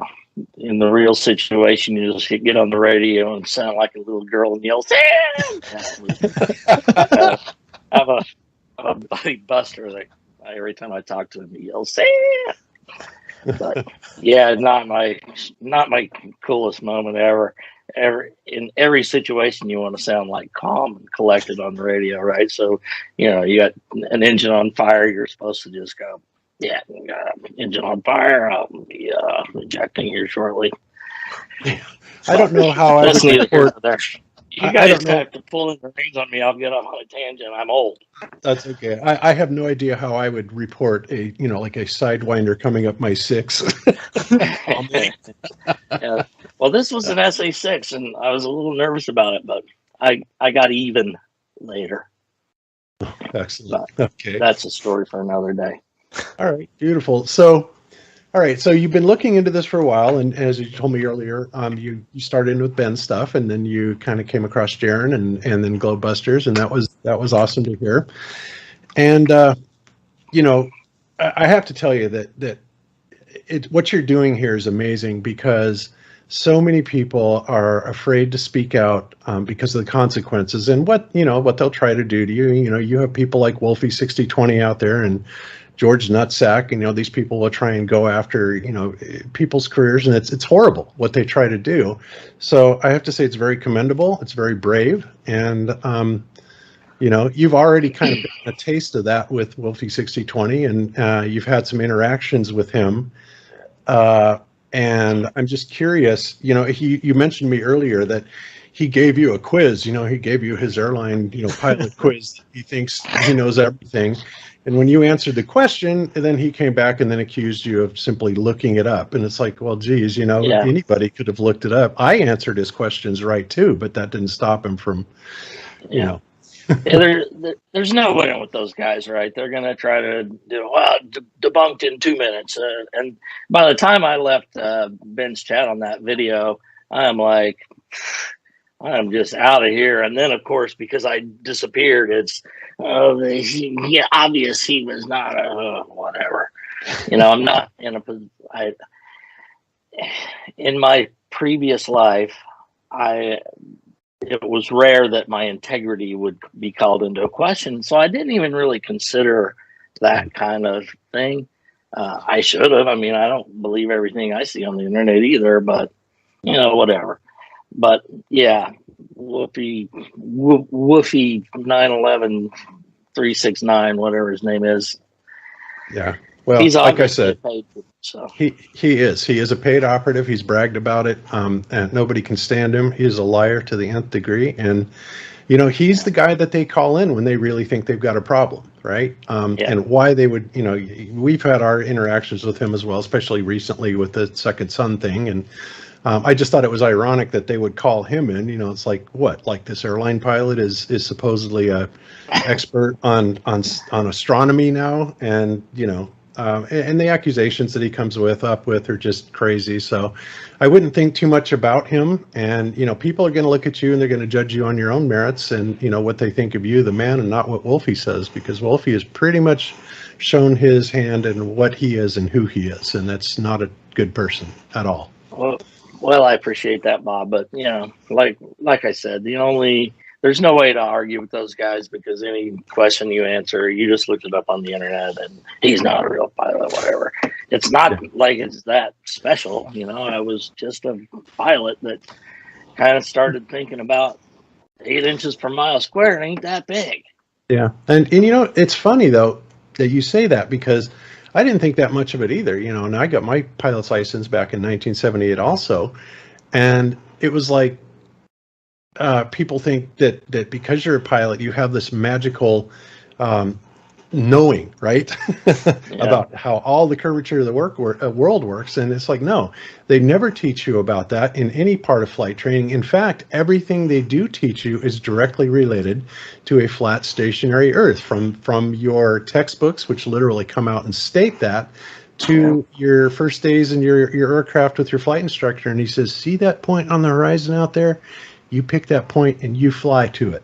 and you will fly a straight and level flight, you know, and it's that Yeah. simple.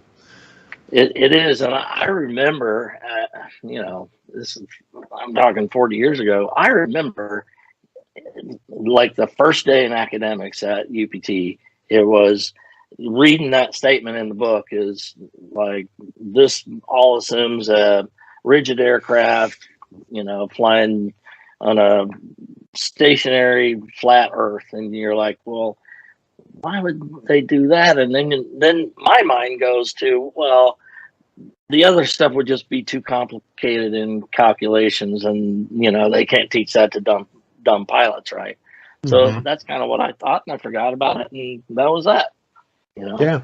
Yeah, it's easy to do that, but you know, and then when you finally do realize it, you think about all the things from flight planning, you know, whenever you set up a navigation to go anywhere, it's all based on a flat Earth. I never even thought about the horizon to the eye level thing was a big deal. I mean, I never thought about it, but from the first day in formation training, you know, you're looking at the other airplane and your instructor goes, if he's above the horizon, you're below him. If he's below the horizon, you're above him. If he's on the horizon, you're level.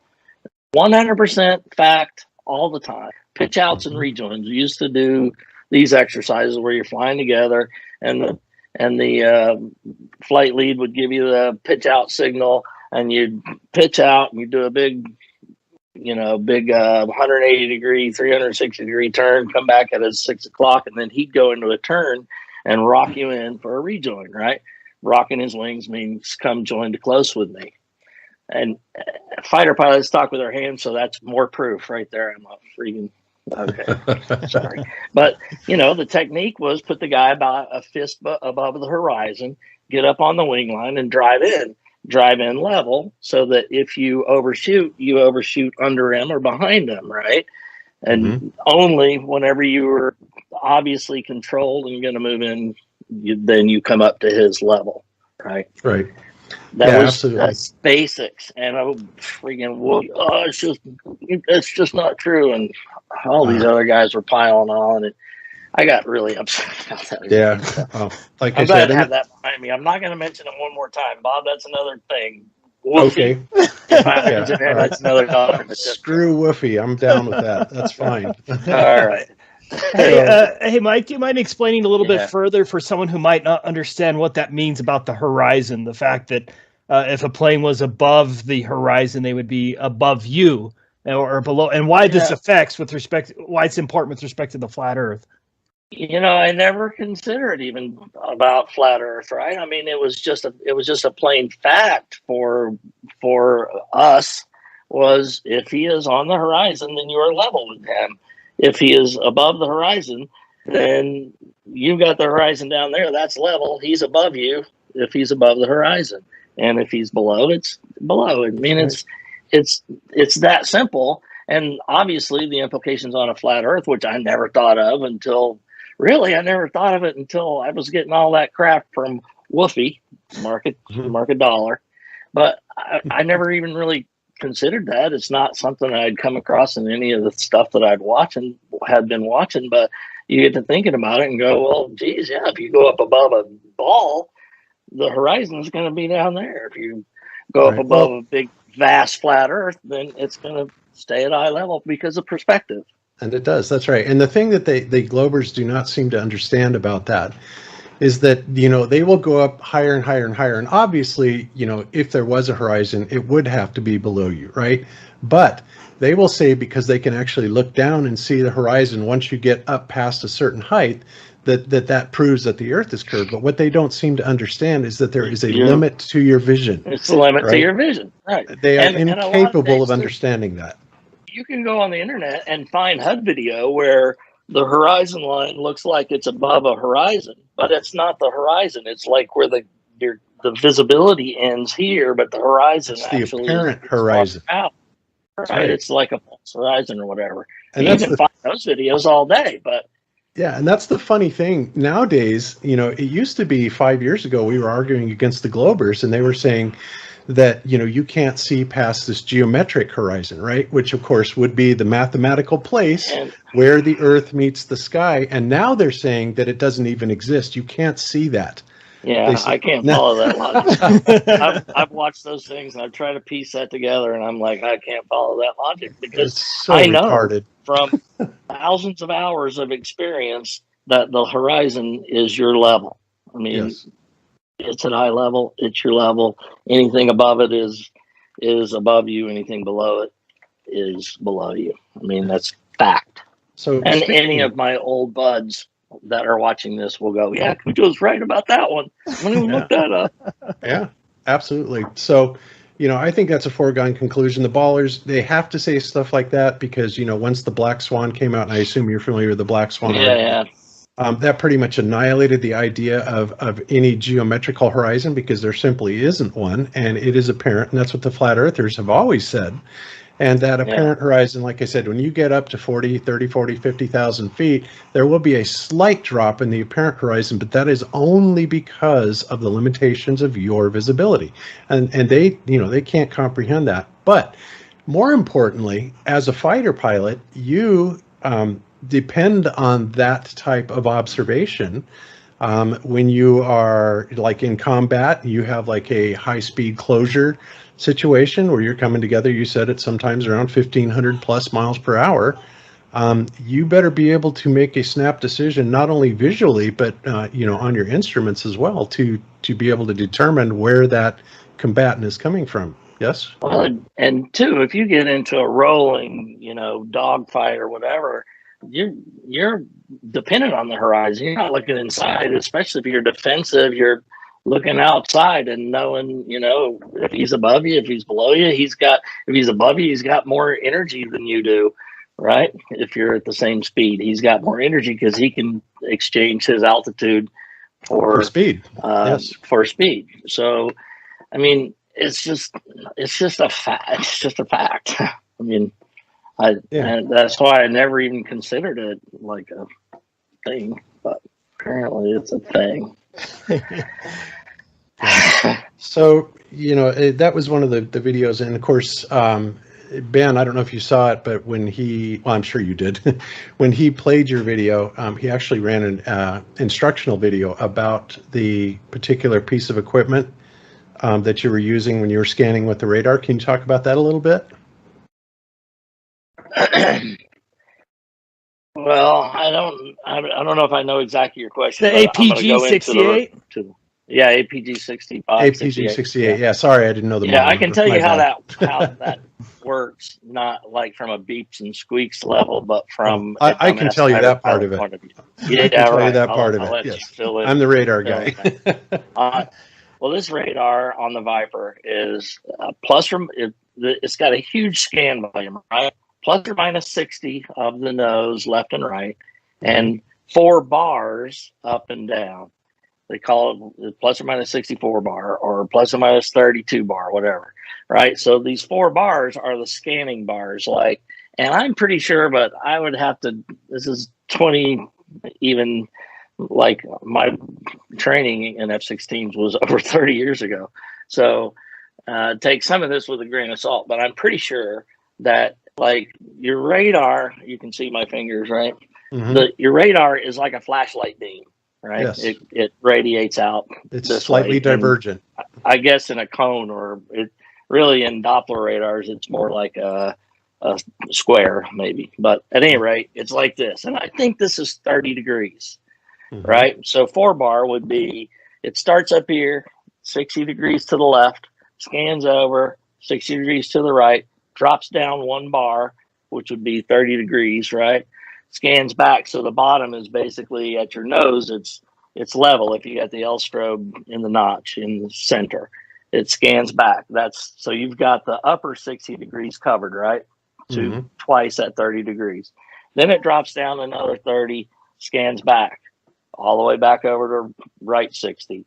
Then it drops down again, scans back to drop that other 60 degrees. So I'm pretty sure it's 120 degrees this way and 120 degrees this way. This way, I'm not positive about, but I'm almost positive. Okay, so that's a huge search volume, right? That's if you go the rate, and there's ranges that you set in the radar. You can set it at 10, you can set it at 20, you can set it at 40, you can set it at 80. It even goes out farther than that. I think 120, but it may have been 160. I don't recall exactly, right? Mhm. But we typically ran it out at 40 miles because being careful what I say, a fighter-sized target is probably not going to show up beyond the 40-mile range, okay? Just suffice it to say that. So we pretty much ran, if you're just fully scanning, not really going to fight, you're running plus or minus 64 bar, both you and your wingman and the other element if you've got a four ship, right? Everybody's running that, just keeping it wide open. When you're going into a fight, though, you're like training fights. I never was in an air-to-air engagement in combat. That was they never came up to fight us. I did kill some MiGs on the ground, though, in a place I dropped bombs on. Anyway, that's beside the point as well. I'll go off on tangents, man. You gotta reel me in. That's okay. Hey, we like hearing it. You just, we'll reel you in if you get too far out. No problem. Okay. So typically, our engagements, you would have your adversary. We call them red air, and we're blue air. We're the good guys. They're the bad guys. They would split off, and they would go to a point at least 40 miles away, downrange from you. And this is all in protected airspace, right? You would have blocks, altitude blocks. For blue air is 0s to 4s. Red air is 5 to 9s, right? That means like from 10,000 to 14,000 feet is my airspace. It skips 1,000 feet and goes 5s to 9s. So the red air is in 5s to 9s, 15 to 19. And then it would skip another 1,000 feet. I've got a block up at 20 to 24 and so on. I got a block at 30 to 34 if I've got the airspace up there. Okay, does that make sense? Absolutely. So all sorted out so that when we come at each other at 12 to 1,500 miles an hour, then until you have complete SA on where everybody is, you don't leave your block. You stay in your block until if you go into a bad guy block, you got to know where everybody is, right? Mm-hmm. So whether you're fighting 2v2 or 2v4 or 4v4 or whatever, you kind of need to keep track of where everybody is. And that's the hard part. Air is hard for a simple-minded guy like me. I knew some really smart guys that could just four-dimensionally fight a battle. They were awesome. I wasn't that awesome. I was great air to ground, but air to air, I was okay. I could hold my own, but it was the hardest thing.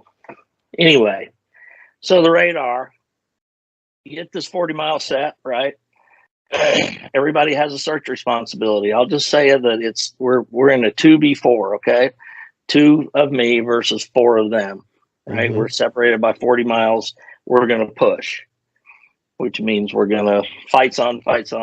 They come in whatever formation they're going to come in, and we're going to do our tactics to defeat what their formation is. They can come into us at, wide line abreast. They can come out into us in a post hole, high, low stack kind of thing, or lead trail formation. And you've got to adjust your tactics to come into the merge at a position of advantage against them so that you can kill them, right?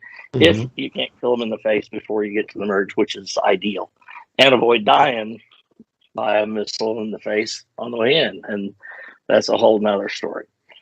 Anyway, so because of this plus or minus 64 bar takes a really long time and we're coming at each other so fast, you want to reduce your scopes coverage down so that it covers it faster so you can find them quicker, right? Does that make sense?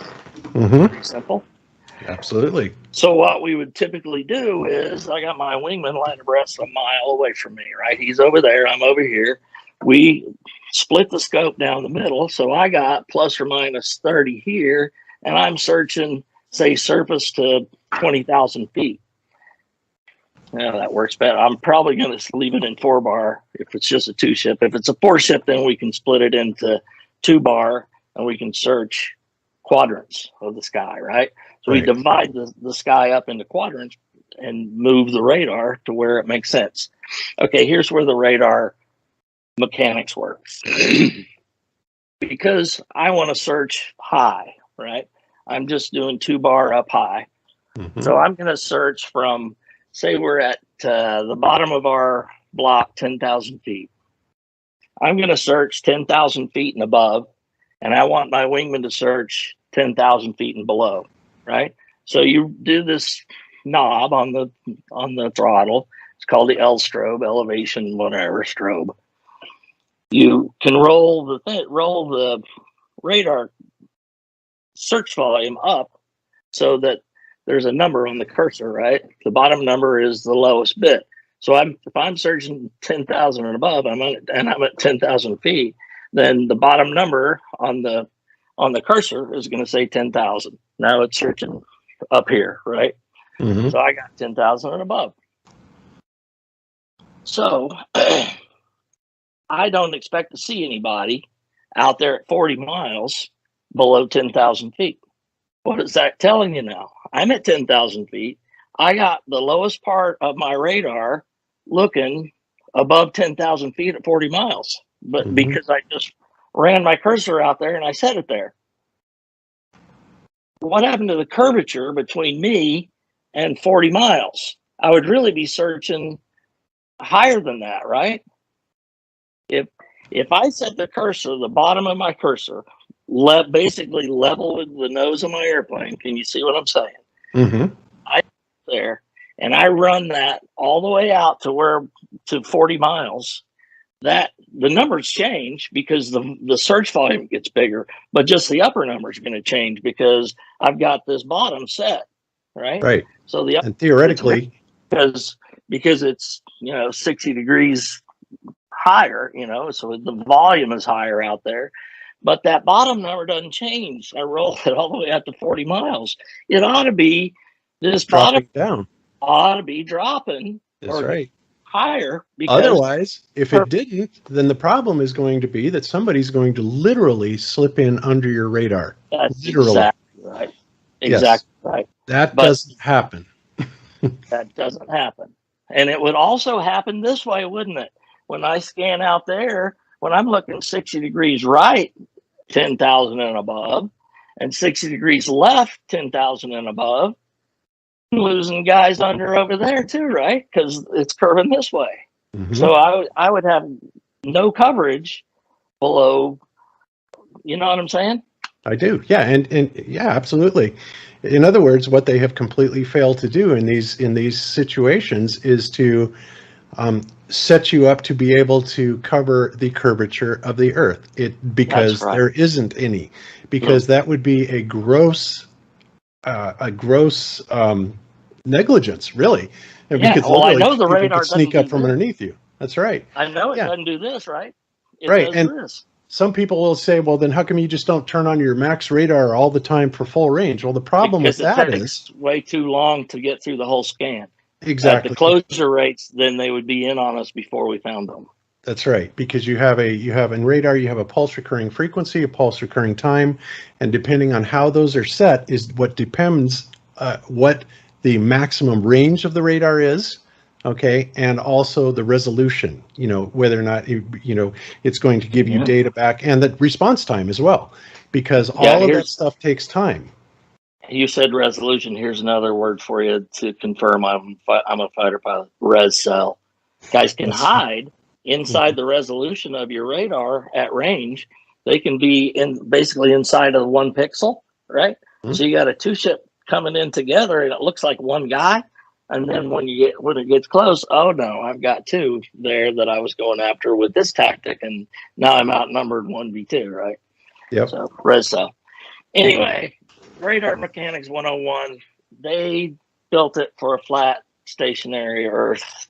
There's no doubt about it. And my goal is for some young fighter pilot to listen to what I just said, go out tomorrow and set the bottom of your L strobe on your altitude, run it out there to 80 miles, and that bottom altitude on your cursor will stay the same out to 80 miles, whereas it should get bigger, right?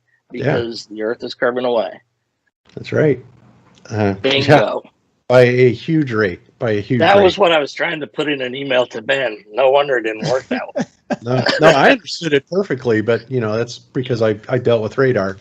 So, but no, I understood exactly what you were saying, and you're absolutely right. And that point alone just nails it, because otherwise they'd be terribly negligent in not designing, having the support for you to be able to cover all areas. Right. Of and the other thing is, say I got a lock on a guy at 20 miles out there, and he's in the block above me, right? If he's in his block and I'm seeing his altitude on my radar, once I lock somebody, I can see what altitude they're at, what their airspeed is, what their aspect is in relation to me, like if they're pointing at me or going away or whatever. So if I'm looking out there and I see this guy and I've got a TD box, a target designation box comes up in the HUD what I'm locked on, I can pull my nose to him and look out there and try to get my eyeballs on him. So, because at 20 miles, you're not seeing the guy yet. You're not going to see him till probably, depending on the conditions, I don't even remember really, but probably 12 miles at the most. You're not seeing a guy out there at 20 miles. But I'll pull a technique is pull the TD box into the guy, look and see where it is. And if you get spiked on the nose because he's shooting a radar missile at you, you can do certain, I have to be careful about what I say. I understand. You can do certain things, and now you know where that guy is and do those things in relation to where he is, because you're going to gimbal him off your radar when you start maneuvering. Like he'll get outside of that 60 degrees from you, and you got to kind of know where he was in the sky. So always, right, the guy's above me, and if he's at 20 miles and I got him locked, he's in the block above me, he's going to be above the horizon, and he always was. If he was down in my block, I'd knock it off because he's in my block, right? Yep, absolutely. There's no way around that. There's absolutely no way around that. That is there's no way around, dude. There's just not. And I got to thinking about that in bed one night when I wasn't sleeping, which I do a lot. I just had to get up and email Ben the next day. I tried to get in touch with you, I think, first, but Ben was the one that responded to me finally. Maybe I tried Weiss first. And Weiss said, I don't want to talk to that guy. I got an interview. Well, we're glad that you got a hold of us regardless. So, I mean, this is awesome. But, and this is something, Mike, the good thing about it is now that you have come forward and, it's very clear that you are a fighter pilot. I mean, Ben and I saw your Me Room. It's fantastic. You clearly know. I love Me Room. Yes, the I love Me Room. And well, we all know that. I mean, fighter pilots have to have an extremely high opinion of themselves. They have to be incredibly confident. So I get it. I get the psychology. I really do. And but I'm not really that way. You just have to have that. I know. But when we're all young men in our 20s and 30s, we're a lot cockier, and life just is. Ask my wife. Yeah, exactly. So, I mean, I totally get that. And, watch the movie Top Gun, right? I mean, that's what it's about. These guys are great full movie, of themselves. totally unrealistic scenes, but great movie. I know. Yeah, well, that's Hollywood for you. Yeah. But yeah, I mean, people are going to see this and they're going to say, you know what? I think it's time for me to stand up and start talking, because, what we're seeing going on in the world right now, in so many arenas it's scary. It just That's is. my great motivator, Bob, is that I'm just tired of all the lies, man. You cannot look at anything without deception in it. And now you're MO'd. If you look at something on Breitbart or whatever, what are they trying to feed me? It's not just Democrat and Republican, it's everything. What are they trying to push me into? This whole UFO thing. Yeah, that's the next thing that I think, because the elite are fully aware that we're coming, the truthers are coming down on them all around them in every aspect, from 9/11 all the way forward, all of these events that have happened. And so now, obviously, the next thing they have to do is something that cannot necessarily bring blame or suspicion upon them. Yeah. And that's what. And bring that one world, the world has to come together to fight this common enemy thing. Yep. Right. And Reagan Werner nailed von it. Braun told that lady that Dr. Carol this Rosin. is what was going to happen. It's been the plan, man. That's Mhm. crazy. Ben, you're smiling. What do you want? No, I was trying to reel you back in. But one of those we've talked a lot about a lot of different subjects, but one of those I wanted you to cover is Coriolis. I've been doing quite a bit of research on German bombers, and one of the things they calculated everything: airspeed, directions, very detailed. How wind speed, elevations, everything had to be very exact in order to drop a bomb without actually seeing the target. But one thing they never considered was Coriolis, and that's something I wanted you to talk about. Is how much adjustments did you have to make on your bombing runs for Coriolis? The very first time that I heard about Coriolis was on some flat Earth video. Like somebody talking about Coriolis. I'm like, what the hell is that? Coriolis. Now, let me tell you something. I have dropped literally tons of bombs off of an airplane. A-10s. I've shot thousands of rockets off of OD-10s. Shot rockets off of Vipers. So I've dropped a lot of dumb bombs, right? All that stuff goes out the window, right? When you're dropping laser LGBs, laser guided bombs or whatever, if you're guiding them, or missiles, surface air missiles or whatever, air to surface missiles. All that guidance stuff takes this whole argument out of the picture. But I've literally dropped tons and tons of dumb bombs. As a side note, our practice bombs are called BDU 33s. 33. Illuminati confirmed.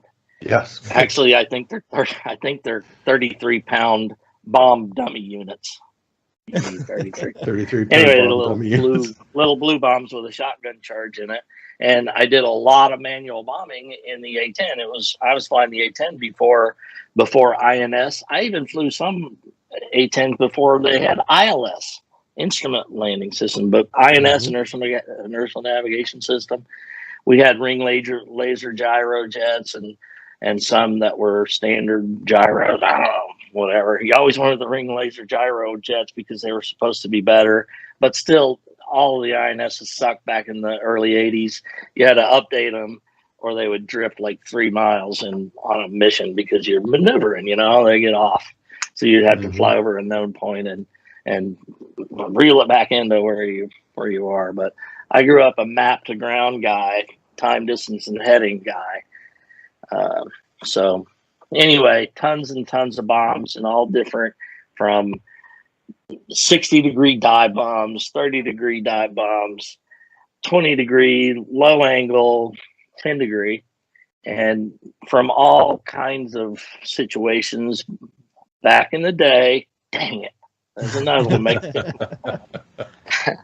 We used to think that the way we were going to go fight a war was low altitude, flying under the radar, in the ground clutter, so you could defeat SAMs and stuff. So in the HOG, in the A-10, we were low altitude kings. I mean, you could get checked out in certain situations to 100 feet. So you're rooting around at 100 feet, low ass altitude, and a typical bombing run was done out of a pop pattern. So you would action at a certain distance away from the target. You'd turn so many, like 30 degrees or 45 degrees or whatever it was, depending on what you were trying to accomplish, and pop up. And then you'd have a pull down altitude and an apex altitude. And you'd have to roll out right on like the numbers, or you're going to miss because it's just a dumb bomb. It's going to come off when, the geometry says it's going to hit the target, and all that stuff is figured out for you. And you're supposed to fly exactly the profile and be exactly on airspeed, have the pipper on the target. And we used to have a saying, all you got to do is put the thing on the thing and press the thing. And So basically, Ben, what he's saying is that no Coriolis. There is no Coriolis, and that's why he didn't even know what it was until it came up. Yeah, no Coriolis. Long story short, I'll shut up and quit telling that story. No, it's true. Literally tons and tons, and strafe. Oh, okay. That's a 30 millimeter casing, right? That's the A-10 bullet, right? Mm-hmm. It would shoot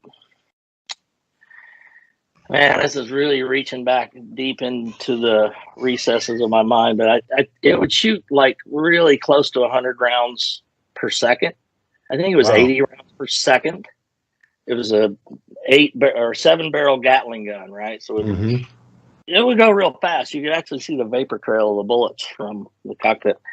But you could get about a 75% accuracy from a mile. And that's putting the gun cross on the target, right? Maybe correcting for a little bit of wind, but never Coriolis. Nope, never Coriolis. Long range strafe, short range or regular strafe, low angle strafe was the ceasefire was like at 2,000 feet. So it was really fun. If you weren't shooting 100%, you weren't winning. Yeah. And you also mentioned that you've flown at high altitudes as well, right? Oh yeah. 60-degree dive bomb. I mean, you have releases up in the mid-teens, 15,000 feet or whatever above the target. So yeah. So what's the highest elevation you've actually flown, even in the F-16? That you can admit. That would be elite. Well, 50,000 feet is the rule for Air Force pilots without a pressure suit. Wow, that high? So 50,000 feet. But I actually got to, I'm pretty sure it was 54 it was either 54.6 or 56.4 one time. And even in pilot training, I had a crazy instructor. He was a Georgia boy. I loved him. He was great. In T-38s, we went up. I don't even know where we were. It had to be cross country or something because we didn't typically have airspace that would go this high. But we got up to like above 50 in the T-38, and he said, "Whatever you do, do not touch the throttles because if you just move a throttle, you're going to flame one out because of the air is so freaking thin." But yeah, that high. I remember that the sky started to take on a different kind of thing. I remember purple, but that could have been just the. It's kind of like what the sky does when or whatever, but it would get really dark, Yeah. and it kind of seemed purplish or whatever. And I always said, yeah, you can see the curve, but what I saw was the circle of my vision. Your own vision. That's Exactly. what you see. It's kind of like what we see when we launch a balloon up that high. We see the sky turn, to a dark. Yeah, it was really cool looking. Man, I tell you, I believe there's some sort of containment. I think of firmament. I remember flying out over Turkey, eastern Turkey, going into northern Iraq. Back in the day, Bob, making mark because I got another one. because I owe you. We would go out. It's about an hour drive from where we were, and go up to about 30,000 feet. It's so dark because there's no lights out in the eastern Turkey. I don't even know if they have electricity out there, but you turn off all the cockpit lights and just look up, and you could see I don't know. I called them micrometeors at the time. I don't know what it was, but it was just kind of like little sparkles. It was so beautiful, and man, I wish I knew then what I know now. Because you'd be looking at it in a whole different way, wouldn't you? Yeah, it was fascinating then, and when I finally got into night vision goggles, which was later on, man, you see something all the time. Little, yeah, that's crazy. So. Yeah, and I haven't ever flown that high, but it's interesting to hear you say that it looks like there's a bunch of sparkles up there because I've been looking at the firmament, and I'm a big believer in the firmament. I mean, to me, there's no way that it can't be there. It must be there. There's those rockets mountains of evidence for it. Yeah, there's a ton of evidence for it, and our sky is very, very much electrical, and so. Yeah, I just, when you said that, when you have all these sparkles up there, you're probably seeing kind of like miniature meteor showers sort of up there, up close and personal. Like electrical discharges, probably. Very much so. That's what meteors actually are. They're not. Yeah. Yeah, not what you always thought it was. No, it is not what they tell us it is. That's ridiculous. I mean, none of these meteors ever hit the ground either. And, you know, we have some of the biggest meteor divots, you know, in the earth. And where's the meteor? They'll come up with something that maybe weighs 20 kilograms or 30 kilograms. Yeah. It's like, really? Yeah. So you're going to say that this 30 kilogram rock made this 2 mile? Come on, give me a break. If you make the numbers big enough, you have to believe them. Yeah, yeah. Well, that's what they do. If they can't dazzle you with brilliance, they baffle you with bullshit, because that is the formula. It is, yeah. That's kind of been the way I've lived my life, but I'm not doing that now, I swear. One other question I wanted to ask you on my list anyway was with respect to low altitude flying. You've done some of that as well. And what speeds, any adjustments you actually have to make for the curvature, things like that. Yeah, that kind of gets me into a I'll answer your question like this. The whole argument about airplanes having to nose over to follow the curve, I don't like that argument, because I can't get my mind around it, because obviously I never did that. I've got 3 ocean crossings, okay, in the F-16. You never lived until you take a single engine airplane over that far over the water, and you just quit looking at the engine instruments because you don't want to know. I had one oil pressure fluctuation one time that was right on the limits, and it just bugged the hell out of me. I finally put my checklist in front of me, so I'm not going to look at that anymore. But anyway, I'm answering your question, I swear. Never nosed over in 10, 11 hours of flight, right? But I think that there could be an argument that, you know, all altitude is what the altitude readout on your altimeter. To be in straight and level flight, you're just in a pressure differential from where you took off, right? I mean, you set an altimeter 2992 once you get above 10,000 feet, and you fly that altitude. Well, you always got, at your cruising airspeed, there's always some AOA set, right? Angle of attack. So you're never nose pointing longitudinally parallel to the horizon. You're usually, you know, in some attitude like this with a certain amount of AOA. And, you know, who's to say I'm not trimmed up to follow that pressure gradient? Well, I can tell you why. I can tell you why. Well, I'm sure you can, Bob. Because I have. I just don't like the argument, because I can't get my head around it and argue it concisely, right? Right. Well, I'm sure first of all, the reason that you never, you know, had to make the adjustment for it is because it's not the earth there. is flat. All right. I get that. I know that. That's the no-brainer part of it. I get Now, it. secondly, the gyroscopes, the gyroscopic claim to fame is, of course, rigidity in space. And of course, you know, and I did this. I actually took a gyro on a plane, commercial flight to Maui from Denver, right? And I think I calculated something like 35. I can't remember what it was, that it should have actually rolled over or precessed, and of course it didn't, and yet you can put them on like a 7-day recorder, which is something as low as a 1.2 degree per hour, you know, change of angle. And of course, remember, they're trying to tell us that gyroscopes, well, they're never sensitive enough to pick up the 15 degrees per hour. Not only is that complete nonsense, but we were actually able to do it at 1.2 degrees per hour, and we did it with incredible accuracy.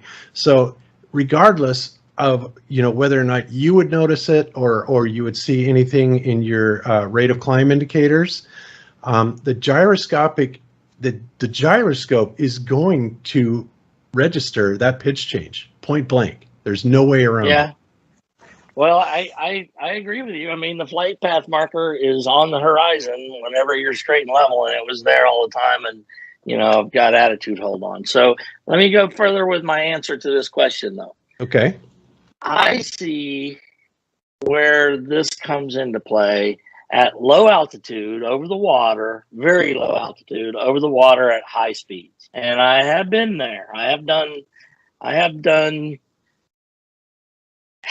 very low altitude above the water in protected airspace or northern Iraq. It's near the Mach, 0.95 Mach. And I feel that if you were flying at 0.95 Mach is roughly 9.5 miles a minute. That was our planning factor. Mach 1 is 10 miles a minute. It's not really, but it's close. So at 9.5 miles a minute, I think I probably would have had to be a little bit light in the seat to stay very low, right? Yes. To Yes. hug the water, and that didn't happen. And I did that for quite a while over a lake for probably 20 miles. Yeah. And some poor hapless fisherman that happened to be in my flight path probably suffered for it. And to him, I apologize. Okay, so I'm actually going to share screen on this because we did this earlier. Let's see. There's that. Okay, now this is something I showed you earlier, and I actually did this a demonstration using the Boeing 737's cruise speed, right? And if it flies for 1 minute, basically it goes 8.6 miles. The curvature z-axis in that 1 minute, it drops 49 feet. Z-axis in miles 0.0094. Basically, I just put it on there. So the average foot per minute drop would be 49.8336, right? Then I decided to do it. Well, let's just double the speed of that, because it just so happens that if you double the speed of a 737, it turns out to be exactly the rotational speed of the Earth, right?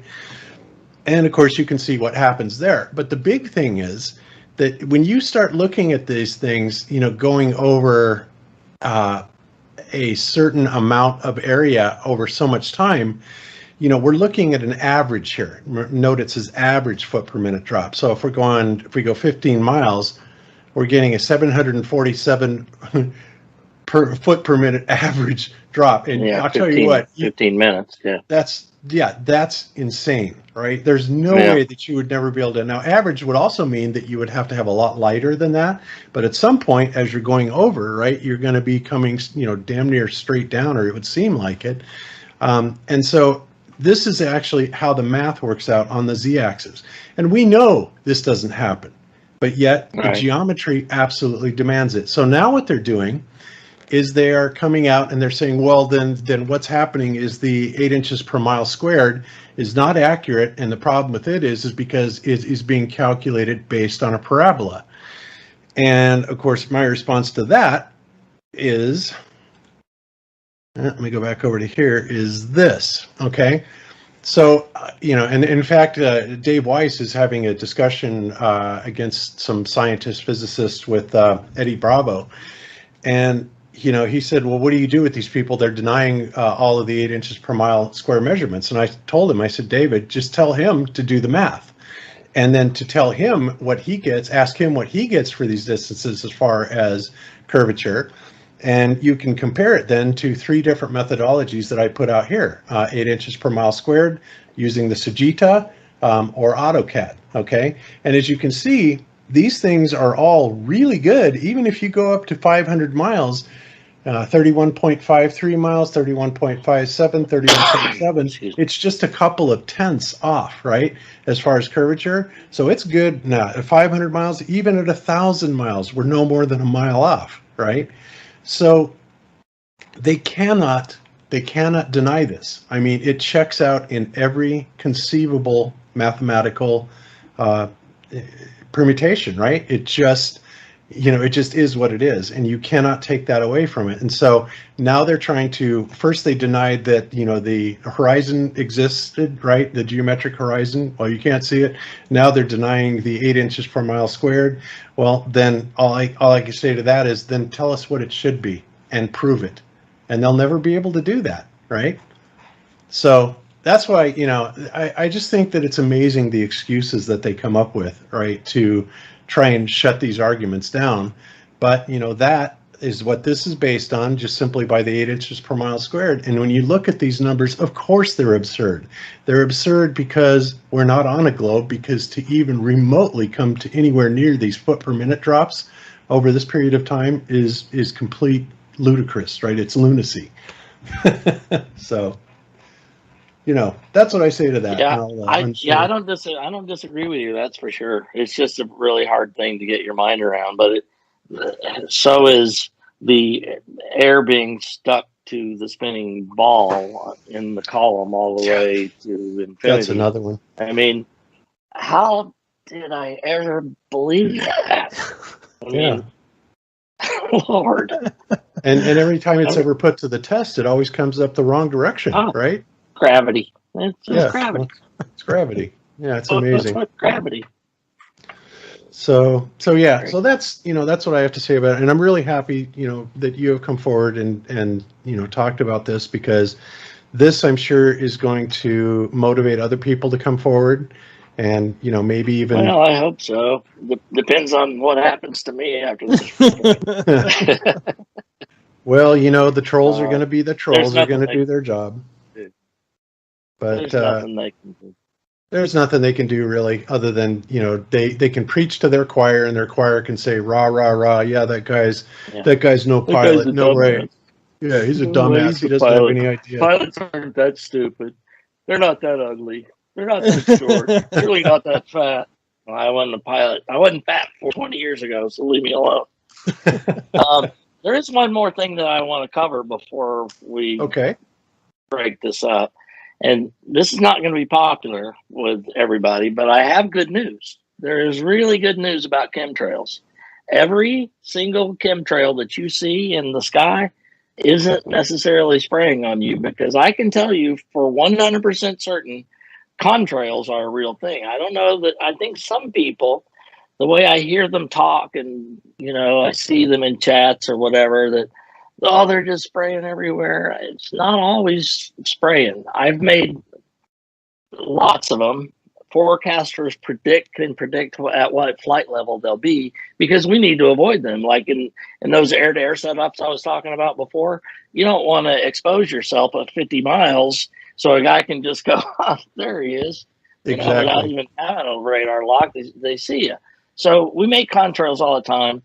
My only point is, every mark in the sky that you see, it's not necessarily spraying. I know that they've admitted, we've seen they do, but not everything is. So maybe that takes a little bit of pressure off of that. And I feel like I would be remiss in not saying that, because I've made contrails myself. That's good, and actually that makes sense. And obviously the contrails have everything to do with temperature and humidity. And the interaction of the exhaust with it. And you're right, not every mark up there is a contrail. Well, I mean, and not only leave that, it to Bob to break it down to know exactly what causes it. I just know my hot stuff coming out the back, it makes clouds. That's all I know. That's right. Yeah, but you're right. It's not 100% all the time. So I agree with you completely on that. And people do get a little bit overzealous, I think. They'll see that and they'll go, oh God, they're spraying. And it's like, well, no, not exactly. And, to me, I've looked at them for over 20 years now, and there's a distinct difference. To me, the real ones, the authentic ones, are very obvious. But not everybody really looks at them the way I do, I suppose. So I live out here in the middle of nowhere, so they don't spray. They don't bother spraying me. They already know I'm whacked out. Yeah. And I still have, yeah, it's good. And honestly, I still haven't figured out exactly what the whole purpose behind that is. I mean, there could be several reasons for it. I still tend to believe it has something to do with creating an ideal medium for holography. But, I could be completely wrong on that. But at this point, I just don't know. So I'll leave it at that. Testing things too, I don't know. Mm-hmm. Well, excellent. Yeah. Well, Cujo, I got to tell you, man, I really appreciate it. And I hope, maybe we can have you join us on another show sometime. We'd love to have you come on Globebusters and maybe join a panel one day. Or, I'm nowhere near smart enough for Globebusters. Come on. I listen to Wits It Gets It, man, and that dude is on another level for me. Yeah, he is. He's too, really. I think Ben and I might be able to have a conversation over in the corner. As long as he doesn't start talking lawyer on me, I'll be all right. Yeah. Ben's no dummy either, believe me. I think all the guys on the Globebusters team are pretty smart. So it's a good group of guys. So I agree, 100%. I was laid up for a few years and was able to deep dive into things. I caught up on a lot of episodes of Globebusters and all of Ben's stuff. that was it was a good opportunity. So you guys, like I said, were my TV for a number of years. So I've been talking to my celebrities. Awesome. Well, it's been so awesome to talk with you, Mike, and thank you so much for doing this. I actually feel bad for the coming trolls that are going to be attacking you, and all I can say is I'm sorry, but it's not my fault. But I know it's coming, but I probably won't even look, to be honest. So they can knock themselves out. I don't care. I'm not going to look. I know my truth. I know you guys know who I am. So. Yes, and we do too. We got the grand tour, and there is no doubt in my mind you are exactly who you say you are. None. Yeah. So, yeah. Thank you. That's awesome. All right, beautiful. Well, I guess we'll just wrap it up then on that, and Ben can do his magic with this thing, and we'll put this thing out. I think Ben, what he usually does is he'll do his editing, and if we add anything to it, and then he'll run it by Hugh to make sure that everything is cool in there, that you're agree with all of it, and then I'll be honest right now, I don't see much there to edit. I mean, it's kind of I like it the way it is. I mean, I do too. It's pretty good. Is there anything that you said in this that you would like me to re-examine? Back in the day, add a couple of back in the days in there, just to get it up to $10. Yeah, I'll be looking for those donations on Rockfin. What was the total? If you don't call me out, I'll be pissed. There's only 3 of them. There's only 3 of them. So there you go. 3 back in the day and 2 woofies. Yeah, 2 woofies. All right, okay. so I owe you $5. You watch it. Right. Fair enough. All right, man. And it's my honor to talk to you guys. I don't want to stop because I never get to talk to anybody about Flat Earth. As a matter of fact, I try to go as much time as possible without seeing another human being other than my brother and my wife. So, I don't get off the farm very often these days.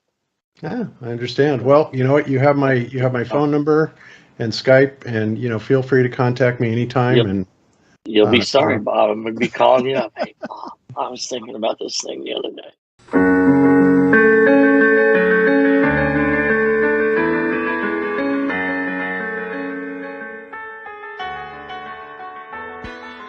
Or is it globe, mate? It's flat. This is flat. Thank you very much, mate. God bless. A man asked the pilot if the Earth is flat. Can I talk to the pilot, please? Right here. You're the pilot? Hi. How long have you been flying for? Like for Delta, 21 years, but maybe like 30 something. I want to know, because they say the pilots know a lot. Do you think the Earth is flat or no? I know it's flat. You know it's flat? How long have you been flying for, you said? Over 30 years. And when you tell people that, do they think you're like crazy or no? Only one person. Only one person? Yeah. Are you a pilot? Yes, sir. One question. Okay. When you descend in the air, yeah, do you dip or do you go straight? It's straight. Straight? A little more with the nose out. That's it. But straight. You don't dip into the... No. Okay, thank you so much. I appreciate you. You're welcome, sir. All right. Have a great day. Did you notice any curvature while we were up there? Curvature? No. No? There's no curvature? It's just all flat. The pilots, is the Earth flat or round? Flat. Thanks. I'm with you. Because they tell us, that at least in the U.S., the ground's moving at about 700 miles an hour left to right. And I was thinking that's kind of odd if you're landing going north, or moving in the north direction. That's not, no. The ground looks to us like it's standing still. Yeah, not an issue, huh? Yeah, no. You could probably see the Rockies from Kansas. Wow. But, if it's a clear day, but if it's smoky or hazy, obviously we can't see. Excuse me, guys. Hey. I have a question for you. Yeah. One of us can answer it. Do you guys adjust for curvature as you're flying through the air? The Earth is supposed to be a ball, right? Yeah. So should we be dipping down the nose of the plane to compensate for the curvature, or do you guys It's a long answer. It's a long answer. or do you fly on over a flat plane? Well, we're about 1 millimeter over a bowling ball. We're not that high. 8 inches per mile squared is the official story of what the curvature drop should be. So a distance that far, if you're 8 inches from the shore on a beach, and your friend is rowing his boat out 1 mile away, the boat should be already hidden by the curvature. You guys don't see curve; you see horizon and eye level. No, I mean if you look at more of a axis, curvature of the Earth, and we're on the perpendicular. We're just on that tangent. So and really, that never changes. Earth's flat. Sorry? Earth is flat. Yeah, well, we know that. We've seen it every day. Flat and stationary. Exactly. Everybody else. Well, you know that. You guys see the horizon at eye level, and you have to understand that if you're on a ball, as you rise from the ball, you would have to look down to see the horizon. Yeah. You don't ever see that. I look out the window of the plane, and I see horizon as far as I can see, flat. What's different from the front? Even from there. Your windows aren't that much different. Earth is flat. It's a big lie. You guys should look into it. You know it's flat. You guys fly over it every day. We're not allowed to tell anybody that. I know. Do you say that it's flat? Yes. Yeah? Thank you very much. Is there any more pilots up here, or is it just you? Just me. Just you. I got a quick question for you. Yeah. When you're up there, come on, cruising altitude, do you all have to adjust for any curvature of the Earth while you're up there? Great question. No.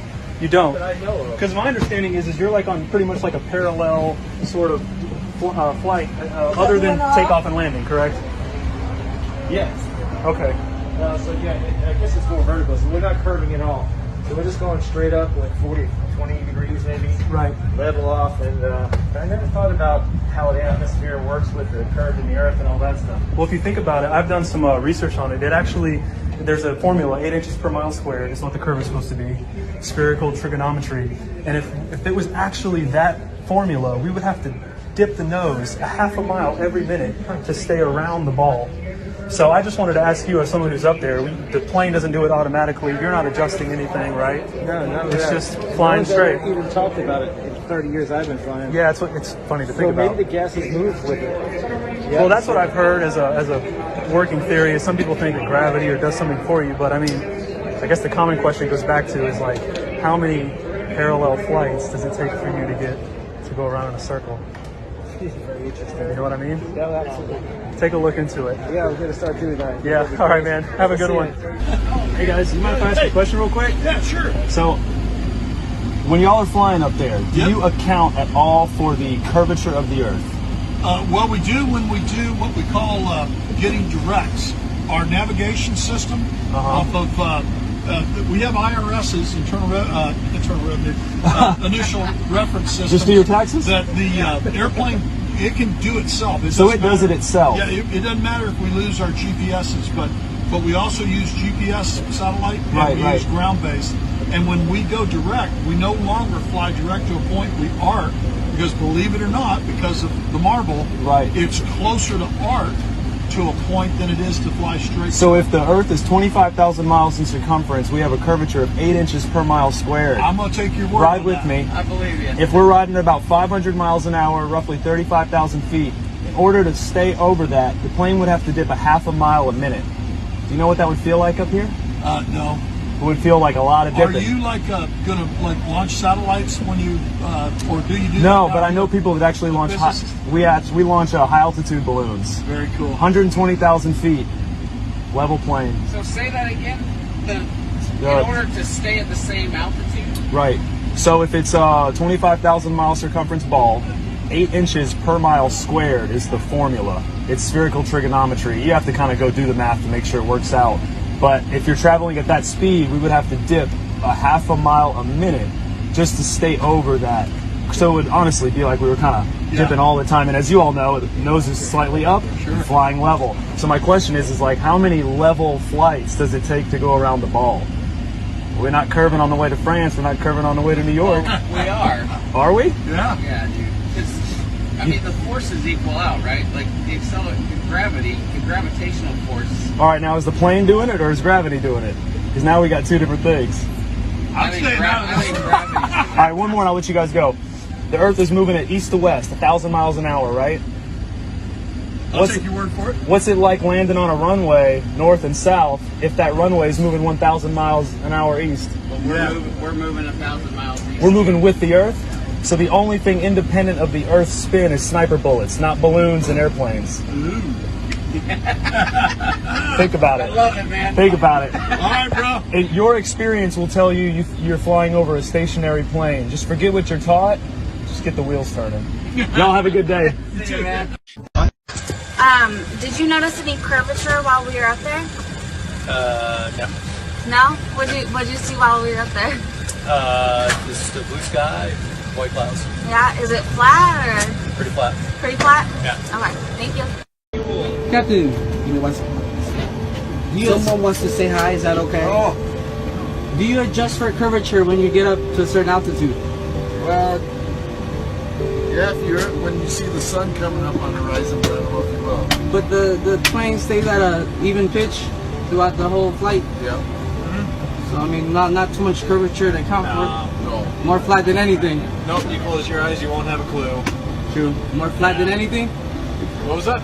It's more flat than anything. Yeah. Oh yeah. Thank you guys. Yeah. I appreciate it. Thank you. Flat or a ball? Flat. Oh, it's a ball. I think it's flat. Yeah, me too. It's pretty flat to me. It certainly does, doesn't it? And you've got that flat in. Excuse me, do you mind? Hey, how you doing? Very well. How are you? Good. So you know how we just took a flight of descent? Yeah. Did you have to compensate for curvature? Yeah. So did you just have to compensate for curvature due to the flight of descent as we landed just now? No, not necessarily. Yeah. All right. Thank you so much. You bet.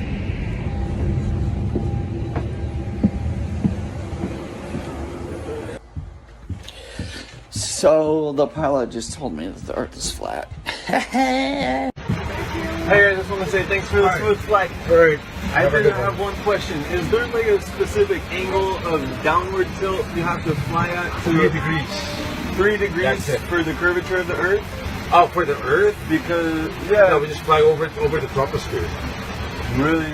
Yeah. Do you have to keep like kind of going down because? No, you actually have to nose up. It flies. Really? Because I was reading some stuff on the flat Earth that made a lot of sense. Have you looked into it? Which one? Sorry? I was reading a lot of stuff on the flat Earth. Okay, yeah. True. It's true? Yeah. Okay, Yeah. all right, cool. All Hey, right. God bless, brother. All right. Have a good one. You too. I'm a fellow, Casey Josh, I'm a fellow just PPL pilot here. Yeah, nice. I've got a couple of serious questions to ask you. Okay, here we go. Yeah, there's a big time. Curvature. Curvature? Yeah. Yep. We don't allow for curvature, do we? For anything, not for you usually. No, we're round, we're a disc, aren't we? Round and flat. Yeah. Sorry. Hey, look, honestly, quite seriously, Yeah. we are, aren't we? Yeah.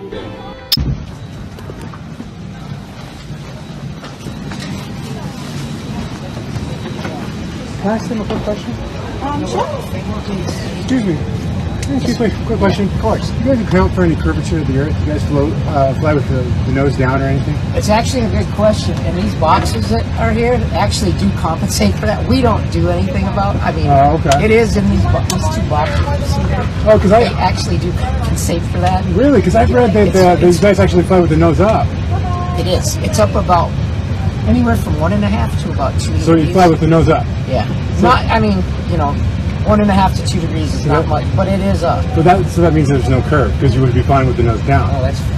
Yeah, but I mean, it's as it's moving, but yeah, that makes sense. You guys know it's So flat, right? The 78, right?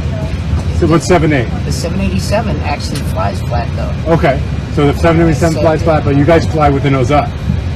On this? Yeah. Well, not every single minute, but yeah. If we're accelerating, it's flat, right? Right. All the time. About all the time. So there's nothing being compensated at that. Never nose down. Only when we're descending. Never nose down. I mean, we do come nose down. When you have to come down. Yeah. But if the Earth was a globe, you'd have to be nose down all the time, right? You're asking. I think it would be less nose up. Yeah, I don't know if I have the answer. You guys are nose up. I appreciate you getting us safe here. Yeah, Thank you. Thank you. Have a great night. Thank you. Sorry. Woo!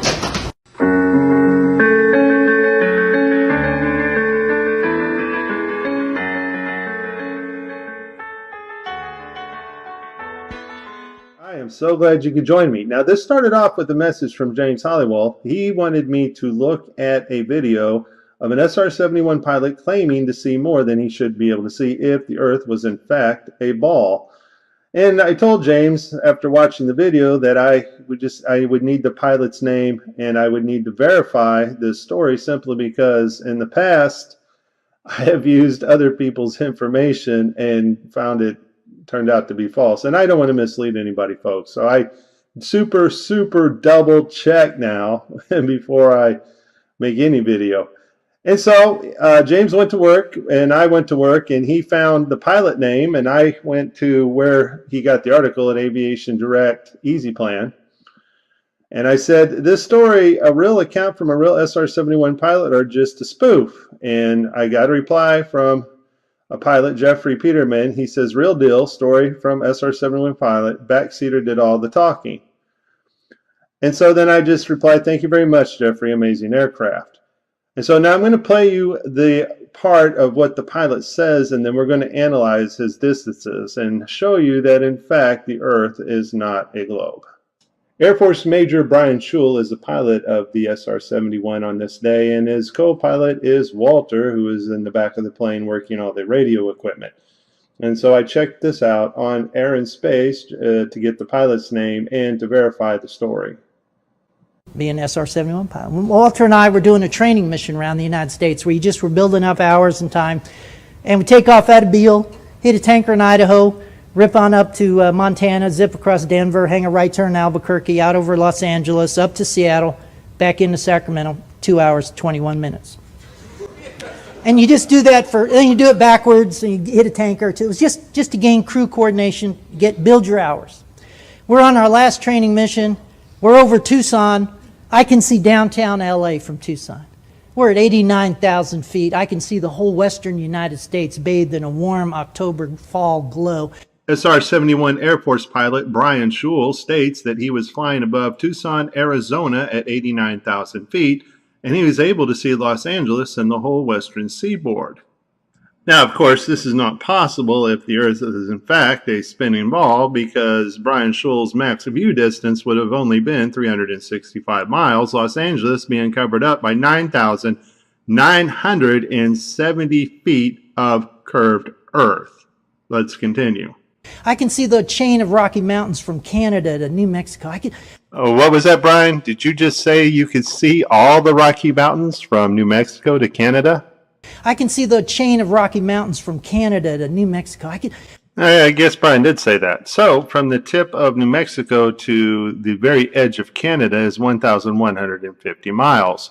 Now, I'm assuming Brian was still flying over Tucson when he saw the Rocky Mountains, but even if he wasn't and was in the middle of the Rocky Mountains, his max view distance would not allow him to see either New Mexico or Canada, simply because the Earth is supposed to be curved. If Brian was still flying over Tucson, Arizona and saw the Rockies extend from New Mexico to Canada, that's 77 miles of missing curved Earth.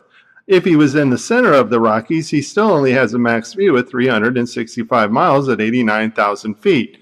Folks, throw your globes in the trash, wipe the tears away.